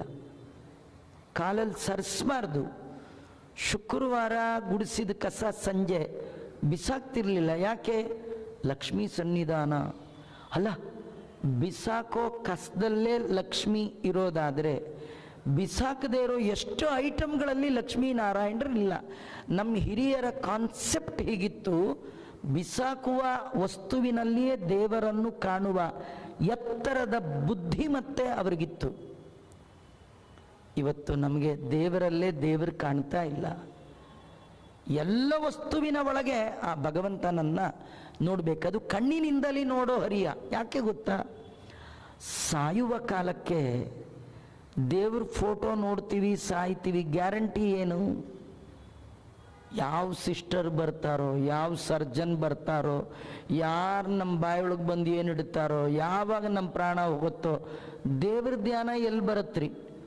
ಅದರ ಬದಲು ಯಾರನ್ನು ನೋಡಿದ್ರು ಶಕ್ತಿ, ವ್ಯಕ್ತಿ ಮುಖ್ಯ ಅಲ್ಲ. ವ್ಯಕ್ತಿಯ ಒಳಗೊಂದು ಶಕ್ತಿ ಇದೆ, ಆಧ್ಯಾತ್ಮ ಶಕ್ತಿ, ಅದೇ ದೇವರು. ಹಾಗಾದ್ರೆ ಬಂದದ್ದು ದೇವರು. ಎಷ್ಟೋ ಜನ ಕೆಲವರು ಬಂದಾಗ ಅಂತಾರೆ, ನೀವು ಒಳ್ಳೆ ಟೈಮ್ ದೇವ್ರಿಗೆ ಬಂದಾಗ ಬಂದ್ರಿ ಅಂತಾರೆ. ಬಂದಾಗಲ್ಲ, ದೇವರೇ ನಿಮಗೆ ರೈಟ್ ಟೈಮ್ ಬಂದು ಯಾರು ಹೆಲ್ಪ್ ಮಾಡ್ತಾನೆ? ದೇವರೇ. ಒಳಗೆ ದೇವರಿದ್ದಾನೆ. ಈ ಎಚ್ಚರಿಕೆ ಬೇಕು ಅಂತ ಭಾಗವತ ನಮ್ಗೆ ಹೇಳ್ಕೊಡ್ತಾ ಇದೆ. ಅಂತಹ ಭಗವಂತನನ್ನು ಕಾಣಬೇಕಾದ್ರೆ ಏಕಾಗ್ರತೆ ಬೇಕು. ಆ ಏಕಾಗ್ರತೆ ನಿಮಗೆ ಮನೇಲಿ ಸಿಗೋದು ತುಂಬ ಕಷ್ಟ. ಅದಕ್ಕೆ ಸಜ್ಜನರ ಸಂಘ ಮಾಡಬೇಕು. 3 ವರ್ಷಕ್ಕೊಮ್ಮೆ ಮಾತ್ರ ಸಂಘ ಮಾಡೋದಲ್ಲ, ವೀಕೆಂಡ್ ಅಂತ ಪ್ರತಿ ವಾರ ಮಾಡುವಂತೆ ಒಂದು ವಾರದ ಒಂದು ದಿನವಾದರೂ 24 ಗಂಟೆಯಲ್ಲಿ 1 ಗಂಟೆ ಆದರೂ. ನಾನು 2-3 ಸತಿ ಹೇಳಿದ್ದೀನಿ, ವೀಕೆಂಡ್ ಸಂಪ್ರದಾಯ ನಮ್ದಲ್ಲ ಇದು. ನಿಜವಾಗಿ ವೀಕೆಂಡ್ ಮೀನಿಂಗೇ ಬೇರೆ ರೀ. ವೀಕಾಗಿ ಎಂಡ್ ಆಗಿಬಿಡೋದು.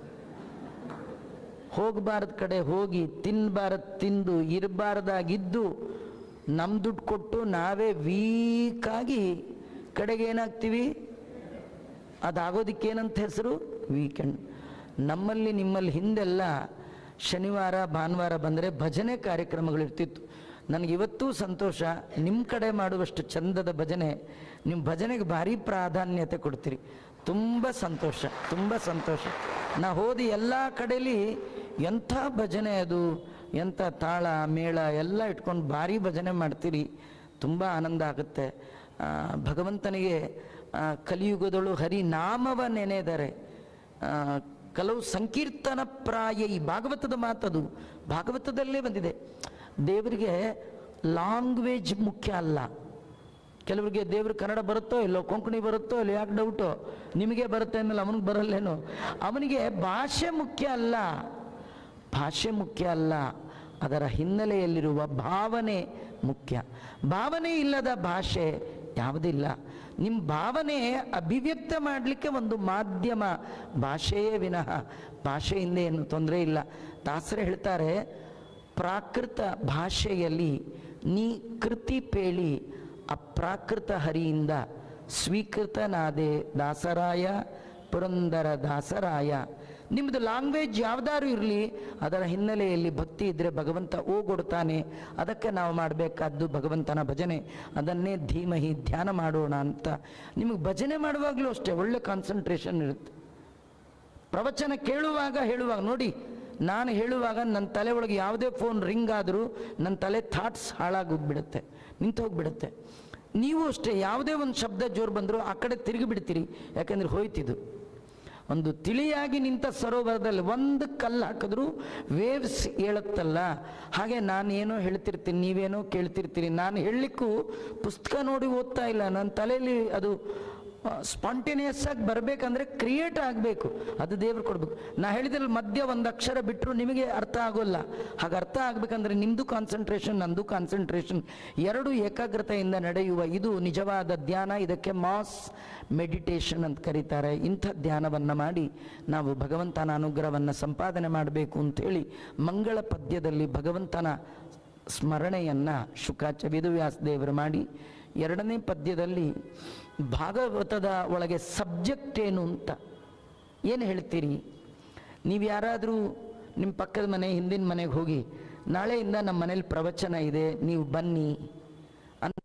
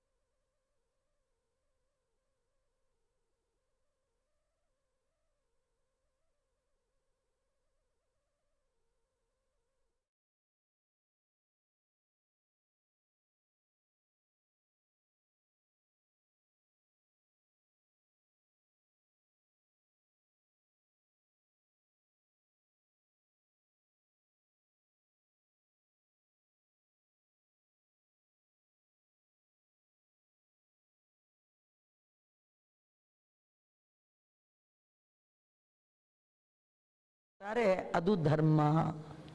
ತುಂಬ ಜನ ಹೇಳ್ತಾರೆ ನೋಡಿ, ಅವರು ತುಂಬ ಧಾರ್ಮಿಕರು, ತುಂಬ ಧರ್ಮದ ಕಾರ್ಯ ಮಾಡ್ತಾರೆ.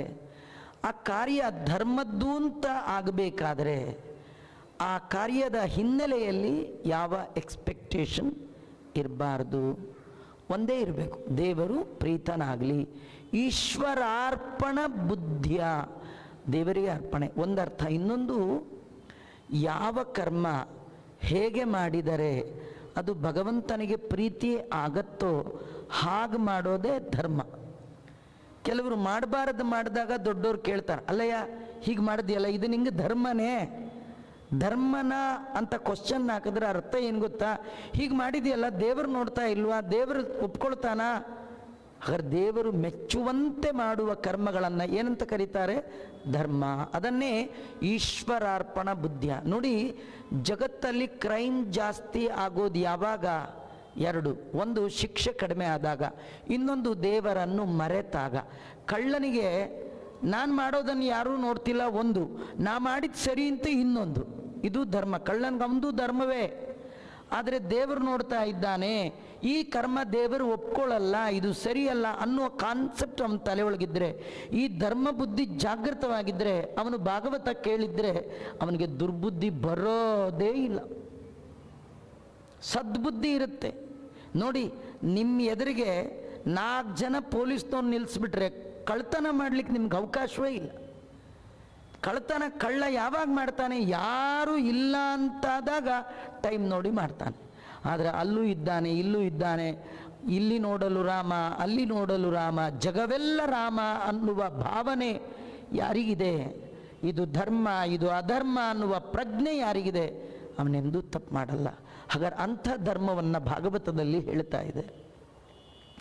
ಆಮೇಲೆ ಇದಕ್ಕೆ ಸೂಟಬಲ್ ಪರ್ಸನ್ ಯಾರು? ಯಾರು ಬಂದು ಭಾಗವತ ಕೇಳಬೇಕಾಚಾರ್ಯ? ನಾವೆಲ್ಲ ಬರೋಣವೋ ಅಥವಾ ಕೆಲವ್ರು ಮಾತ್ರ ಬಂದರೆ ಸಾಕೋ? ಯಾರು ಬರಬೇಕು ಅಂದರೆ, ಇದಕ್ಕೆ ಎಲಿಜಿಬಿಲಿಟಿ ಬೇಕಂತೆ. ಭಾಗವತಕ್ಕೆ ಬರಬೇಕಾದ್ರೆ ಏನು, ಸಜ್ಜನರಾಗಿ ಬರಬೇಕಂತೆ. ಸಜ್ಜನರು ಅಂದರೆ ಏನಾಚಾರ್ಯ?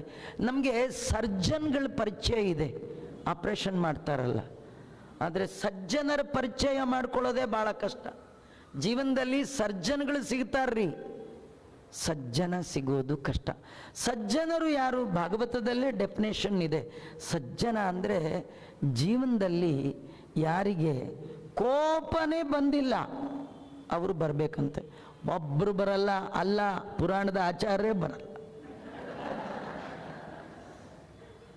ಅದಕ್ಕೆ ಒಂದು ಟೋಟಲ್ ಆಗಿ ಒಂದು ಹೇಳಿದೆ, ಎಲ್ಲರಲ್ಲೂ ಒಬ್ಬೊಬ್ಬರಲ್ಲೊಂದು ಕ್ವಾಲಿಟಿ, ಮೆರಿಟ್, ಡಿಮೆರಿಟ್ಸ್ ಎಲ್ಲ ಇದ್ದೇ ಇರತ್ರಿ. ಒಂದು ಮಾತ್ರ ಇಟ್ಕೊಳ್ಳಿ, ಇದಿದ್ರೆ ನೀವು ಭಾಗವತಕ್ಕೆ ಬಂದ್ಬಿಡಿ. ಏನು? ಹೊಟ್ಟೆ ಕಿಚ್ಚಿರಬಾರ್ದಂತೆ. ನಿರ್ಮತ್ಸರಾಣ, ಮಾತ್ಸರ್ಯ ರಹಿತರು. ಮಾತ್ಸರ್ಯ ರಹಿತರು ಅಂದ್ರೆ ಏನು? ಏನಿಲ್ಲ ರೀ, ದೇವರು ಕೊಟ್ಟದ್ರಲ್ಲಿ ಎನಫ್ ಭಾವನೆ ಇರಬೇಕು. ಯದಿಚ್ಛಾ ಲಾಭ ಸಂತುಷ್ಟತ. ಯಾವ ಕಾಲಕ್ಕೆ ದೇವರು ಏನು ಕೊಡ್ತಾನೋ, ಇಷ್ಟು ಕೊಟ್ಟಿದ್ದಾನಲ್ಲಪ್ಪ ಸದ್ಯ ಅಂತ ಸಂತೋಷ ಪಡುವ ಬುದ್ಧಿ ಇದೆಯಾ? ಬನ್ನಿ. ನಿಮಗೆ ಹಿಂದಿನ ಮನೆ ಪಕ್ಕದ ಮನೆ ನೋಡ್ಕೊಂಡು ಹೊಟ್ಟೆ ಕಿಚ್ಚಿದ್ರೆ ಇಲ್ಲಿ ಬರಬೇಡಿ. ಯಾಕೆ ಗೊತ್ತಾ? ಹೊಟ್ಟೆ ನೋವು ಬಂದರೆ ಮೆಡಿಸನ್ ಇದೆ, ಹೊಟ್ಟೆ ಕಿಚ್ಚಿಗೆ ಮೆಡಿಸನ್ ಇಲ್ಲ. ನೀವು ಡಾಕ್ಟ್ರ್ ಹತ್ರ ಹೋಗಿ, ನಮ್ಮ ಪಕ್ಕದ ಮನೆಯವ್ರು ಬಿಲ್ಡಿಂಗ್ ಮೇಲೆ ಬಿಲ್ಡಿಂಗ್ ಕಟ್ತಾ ಇದ್ದಾರೆ, ನಂಗೆ ತಡ್ಕೊಳಕ್ಕಾಗ್ತಾ ಇಲ್ಲ, ಟ್ಯಾಬ್ಲೆಟ್ ಕೊಡಿ ಅಂದರೆ ಮೆಂಟಲ್ ಆಸ್ಪತ್ರೆಗೆ ಹೋಗಿ. ಹೊಟ್ಟೆ ನೋವಿಗೆ ಮೆಡಿಸನ್ ಇದೆ ರೀ, ಹೊಟ್ಟೆ ಕಿಚ್ಚಿಗೆ ಮೆಡಿಸನ್ ಇಲ್ಲ. ಭಾಗವತ ಎಲ್ಲದಕ್ಕೂ ಮೆಡಿಸನ್, ಹೊಟ್ಟೆ ಕಿಚ್ಚಿಗೆ ಭಾಗವತದಲ್ಲಿಯೂ ಮೆಡಿಸನ್ ಇಲ್ಲಂತೆ. ಹಾಗಾದರೆ ನೀವು ಹೊಟ್ಟೆ ಕಿಚ್ಚಿಟ್ಕೊಂಡು ಬರಬೇಡಿ. ಮಾತ್ಸರ್ಯ ರಹಿತರಾದ ಸಜ್ಜನರು ಭಾಗವತಕ್ಕೆ ಅಧಿಕಾರಿಗಳು. ಆಯ್ತಾಚಾರ್ಯ, ಅಧಿಕಾರ ಆಯಿತು, ವಿಷಯ ಆಯಿತು. ಇದನ್ನು ಕೇಳಿದ್ರೆ ಪ್ರಯೋಜನ ಏನು? ಎರಡು. ಒಂದು ವಸ್ತು ಶಿವದಂ, ಒಂದು ವಸ್ತು, ಥಿಂಗ್ಸ್ ನಿಮಗೆ ಸಿಗುತ್ತೆ, ಒಂದು ವಸ್ತು ಸಿಗುತ್ತೆ. ವಸ್ತು ಅಂದರೆ ಯಾವುದು ಗೊತ್ತಾ? ಎಲ್ಲ ವಸ್ತುವಿನ ಒಳಗೆ ವಾಸ ಮಾಡುವ ವಿಶಿಷ್ಟವಾದ ವಸ್ತು ಭಗವಂತ. ಅವನಿಗೆ ವಸ್ತು ಅಂತ ಕರೀತಾರೆ. ಅದು ಹೊರ ಮೇಲ್ಮೈ ನಾಶ ಆದರೂ ಒಳಗಿರುವ ದೇವರು ನಾಶ ಆಗಲ್ಲ. ಅಪ್ರತಿಹತವಾದದ್ದು, ನಾಶರಹಿತವಾದದ್ದು. ಅಂತಹ ವಸ್ತು ಶಿವದ ಮಂಗಳಕರವಾದ ವಸ್ತು ಆ ಪರಮಾತ್ಮ ನಮ್ಮ ಹೃದಯಕ್ಕೆ ಬರ್ತಾನೆ. ಇದು ದೊಡ್ಡ ಫಲ. ಇನ್ನು ತಾಪತ್ರಯೋನ್ಮೂಲನಂ, ನಮ್ಮದು ತಾಪತ್ರಯಗಳಿದೆಯಲ್ಲ, ಆಧ್ಯಾತ್ಮಿಕ, ಆದಿಭೌತಿಕ, ಆದಿದೈವಿಕ ತಾಪಗಳನ್ನು ಪರಿಹಾರ ಮಾಡುವಂಥದ್ದು. ನೋಡಿ, ನೀವು ನಿಜವಾಗಿ ಭಾಗವತ ಕೇಳುವಾಗ ಇನ್ವಾಲ್ವ್ ಆಗಿದ್ದರೆ, ಇಂಟ್ರೆಸ್ಟಾಗಿ ಕೇಳ್ತಾ ಇದ್ದರೆ, ಮನೆಯ ಎಲ್ಲ ದುಃಖಗಳು ಮರ್ತು ಹೋಗುತ್ತೆ. ಯಾವಾಗ ಅಂದರೆ ಇಂಟ್ರೆಸ್ಟಾಗಿ ಕೇಳಬೇಕ್ರಿ, ಕಾನ್ಸಂಟ್ರೇಷನ್ ಇಟ್ಟು ಕೇಳಬೇಕು, ಪಾತ್ರಗಳ ಒಳಗೆ ಇನ್ವಾಲ್ವ್ ಆಗಬೇಕು, ಸೀರಿಯಸ್ಸಾಗಿ ಕೇಳಬೇಕು. ನಮಗೆಲ್ಲ ಸೀರಿಯಲ್ ನೋಡುವಾಗ ಸೀರಿಯಸ್ನೆಸ್ ಇದೆ. ಕಳ್ಳ ಬಂದು ಕದ್ಕೊಂಡೋದ್ರು ಹೀಗೆ ನೋಡ್ತಾ ಕೂತಿರ್ತಾರೆ. ಕೆಲವರು ಎಷ್ಟು ಡೀಪಾಗಿ ನೋಡ್ತಾರೆ, ಅಡ್ವರ್ಟೈಸ್ಮೆಂಟ್ನೂ ಸೀರಿಯಲ್ ಅಂದ್ಕೊಂಡ್ಬಿಡ್ತಾರೆ. ಅಷ್ಟು ಸೀರಿಯಸ್ನೆಸ್ಸು. ಅದೇ ಪುರಾಣದಲ್ಲಿ ಮಾತ್ರ ಸೀರಿಯಸ್ನೆಸ್ಸೇ ಇಲ್ಲ. ಸೀರಿಯಸ್ನೆಸ್ ಅಂದರೆ ನೋಡಿ, ಸೀರಿಯಲ್ ನೋಡೋರು ಅಳ್ತಿರ್ತಾರೆ, ಖುಷಿ ಪಡ್ತಿರ್ತಾರೆ. ಯಾಕೆ? ಆ ಪಾತ್ರಗಳೆಲ್ಲ ತಮ್ಮನೇಲೇ ಆಗ್ತಾ ಇದೆ ಎನ್ನುವ ಭಾವನೆ. ಅಷ್ಟು ಡೀಪಾಗಿ ಇನ್ವಾಲ್ವ್ ಆಗಿರ್ತೀರಿ.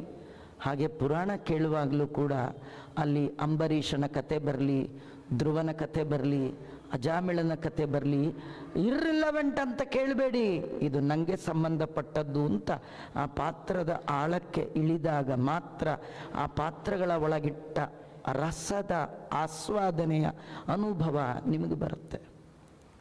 ಏನೋ ಭಾಗವತ ಹೇಳಿಸ್ತಾರೆ, ಪುಣ್ಯ ಬರುತ್ತಂತೆ, ಮಡೀಲಿ ಕೂತು ಕೇಳಿ ಹೋಗ್ಬಿಡೋದು. ಇಷ್ಟು ಕೂತ್ರಿ ಕೇಳಿದ್ರಿ, ಏನು ಪ್ರಯೋಜನ ಇಲ್ಲ.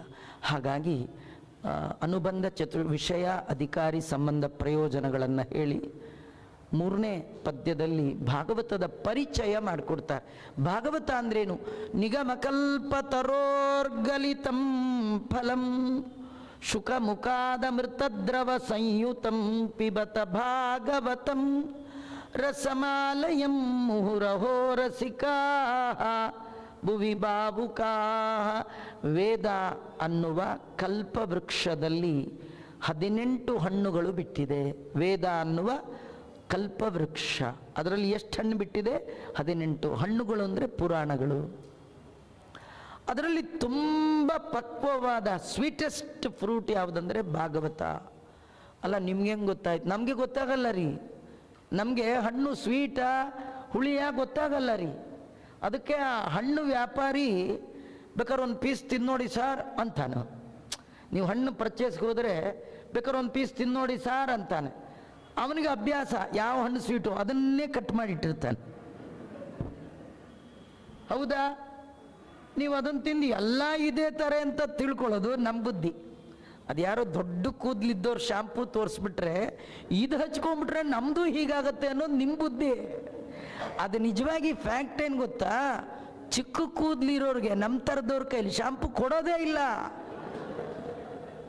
ಕೊಡಿಸಿ ನೋಡೋಣ ಒಂದು ಶಾಂಪೂ, ಯಾಕೆ ಹಚ್ಕೊಳ್ಳೋದಿಲ್ಲ ಯಾರು ಅಲ್ವಾ? ಅದು ಮೋಸ, ವ್ಯಾಪಾರಂ ದ್ರೋಹ ಚಿಂತನಂ.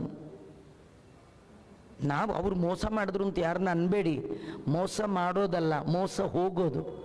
ನಾವು ಮೋಸ ಬಿದ್ದದ್ದೇವಿನ ಅವ್ರ ಡ್ಯೂಟಿ ಅಪ್ಪ. ಮೋಸ ಮಾಡಲಿಕ್ಕೆ ಅವ್ರೇನು ಭಗವದ್ಗೀತೆ ಕೃಷ್ಣನೇ ನಿಮ್ಮ ಉದ್ಧಾರ ಮಾಡ್ಲಿಕ್ಕೆ ಬಂದವರ? ಅವ್ರು ಉದ್ಧಾರ ಆಗ್ಲಿಕ್ಕೆ ಬಂದದ್ದು, ನಿಮ್ಮನ್ನು ಉದ್ಧಾರ ಮಾಡಲಿಕ್ಕಲ್ಲ. ಹಾಗಾದರೆ ಈ ಹಣ್ಣು ನಮಗೆ ಸ್ವೀಟಾ ಸಾಲ್ಟಾ ಗೊತ್ತಾಗಲ್ಲ. ಆದರೆ ನಿಮ್ಗೆ ಗೊತ್ತಾ ಆಶ್ಚರ್ಯ? ಗಿಣಿ ಇದೆಯಲ್ಲ, ಅದು ಹುಳಿ ಹಣ್ಣನ್ನು ತಿನ್ನೋದೇ ಇಲ್ಲ. ಅದು ದೂರದಿಂದ ನೋಡುವಾಗಲೇ ಇದು ಹುಳಿಯಾ ಸ್ವೀಟಾ ಗೊತ್ತಾಗ್ಬಿಡುತ್ತೆ.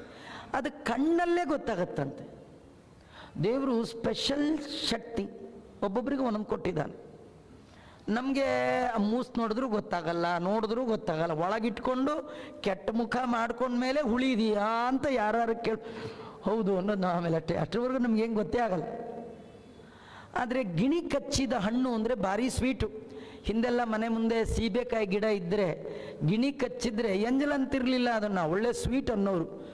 ಹಾಗೆ ಒಂದು ಹಣ್ಣನ್ನು ಗಿಣಿ ಶುಕಾಚಾರ್ಯರು ಆಸ್ವಾದನೆ ಮಾಡಿದ್ದಾರೆ. ಅದು ಯಾವ ಹಣ್ಣು? ಭಾಗವತ. ಈ ಹಣ್ಣಂದರೆ ಪ್ರಾಬ್ಲಮ್ ರೀ. ಕೆಲವರು ಹಣ್ಣೇ ತಿನ್ನಲ್ಲ. ಯಾಕಂದರೆ ಅಗ್ದಿದ್ದಕ್ಕಿಂತಲೂ ಉಗ್ದಿದ್ದೇ ಜಾಸ್ತಿ ಹಣ್ಣಲ್ಲಿ. ಯಾವ್ದು ಹೇಳಿ?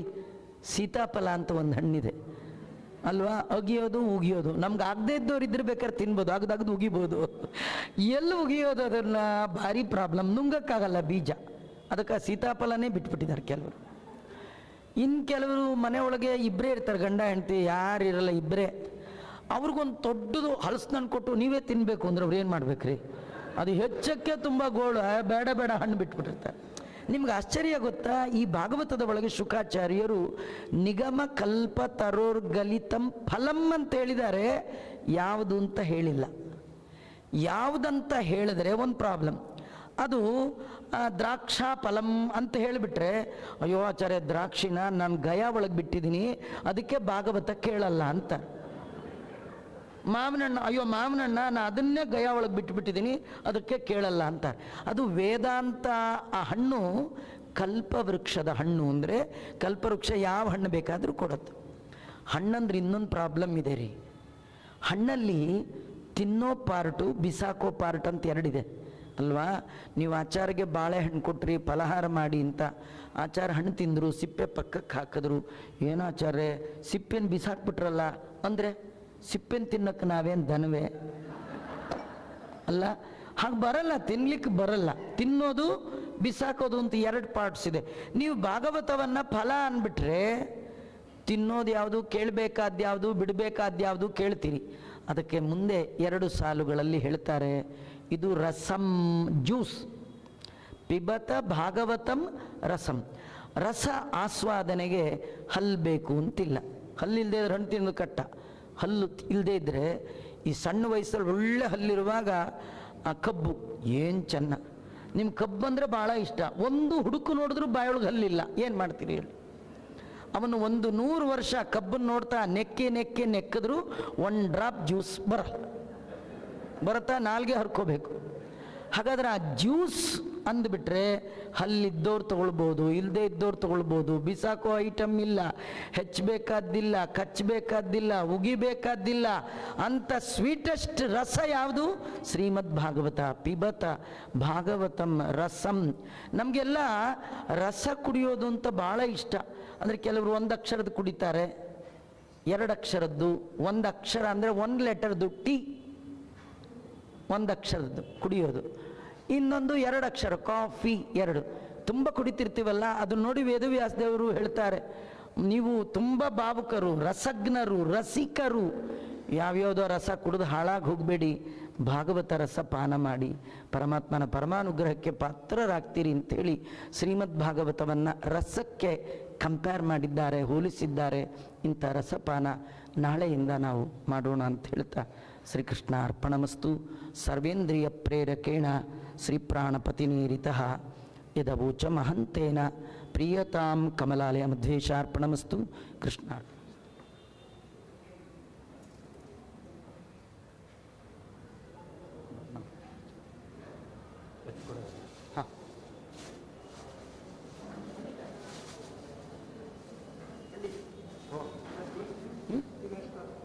ಹಚ್ಚ ಸರಿ.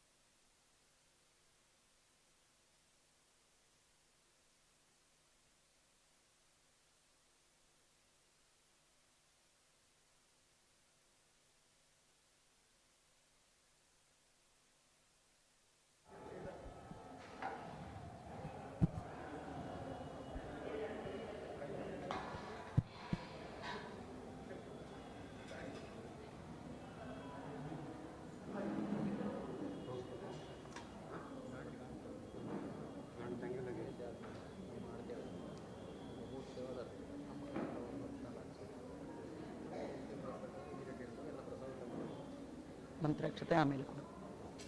ಹಾಂ, ಇಷ್ಟೊತ್ತಾಗುತ್ತೆ.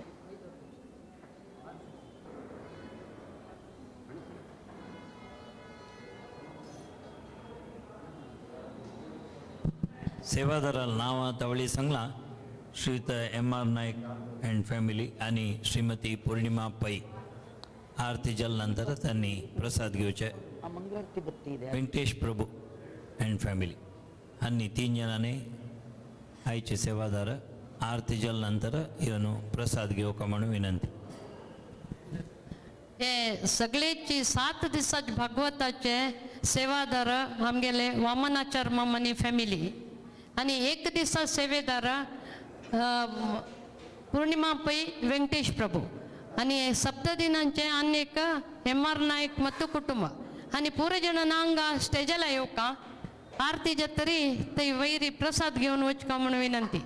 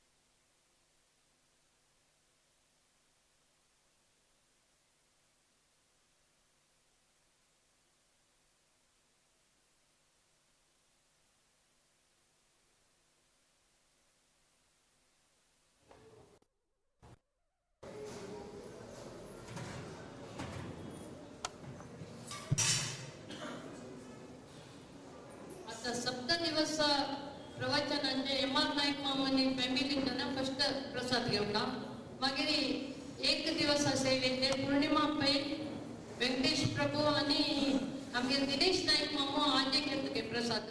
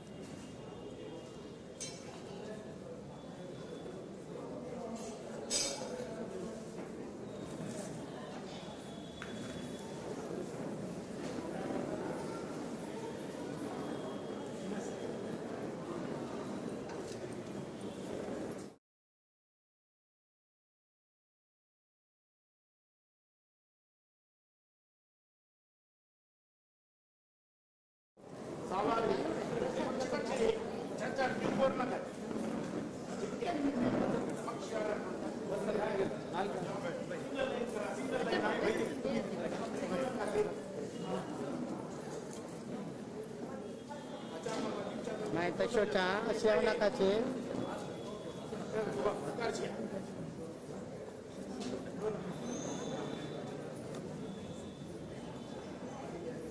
पंडित फूल आंटी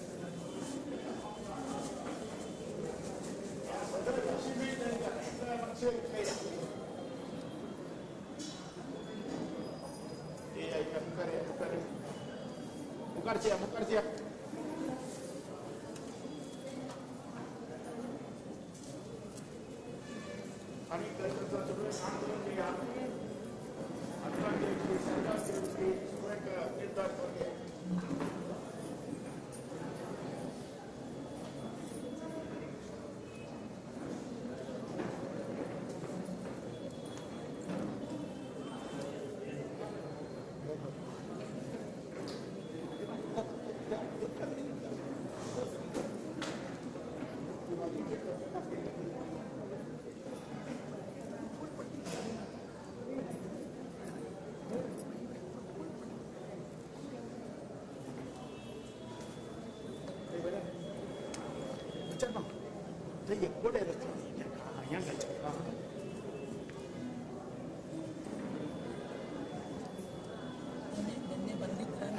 ನಿನ್ನೆ ಬಂದಿದ್ರ ಎಲ್ಲಿ? ಹಾಂ, ಇಲ್ಲಿ.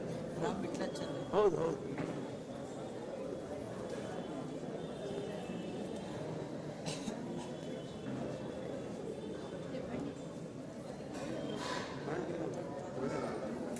ಎದುರದವ್ರ ಹೆಂಗ ಎದುರ ಹಂಗ ಮತ್ತೆ ಇದು ಮೈಕಲ್ ಎದುರದವ್ರ ಟೇಬಲ್ ಎದುರದವ್ರ ಬಟ್ ಸೊನ್ನಕಾಯ್ತು ಮನೆ ಎದುರದವ್ರ ಮನೆ ಎದುರದವ್ರ ಎದುರು ಕಂಡ ಅಂತ ಕಾಣಿಸೋಣ.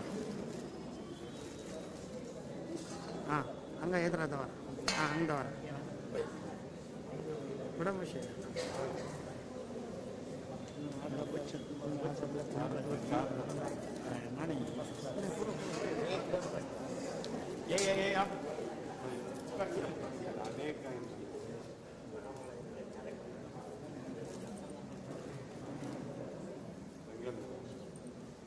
आर्ची कर दला खाली पोळेरा गला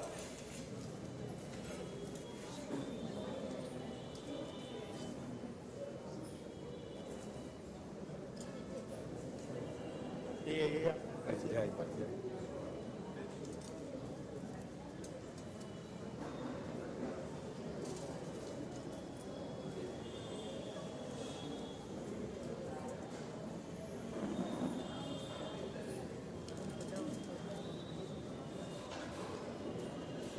ya buat alat kata itu gue yang rasa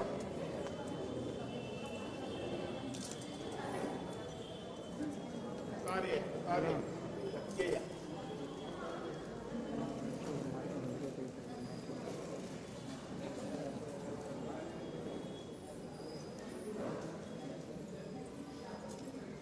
udah jadi bahaya ya, air panas kita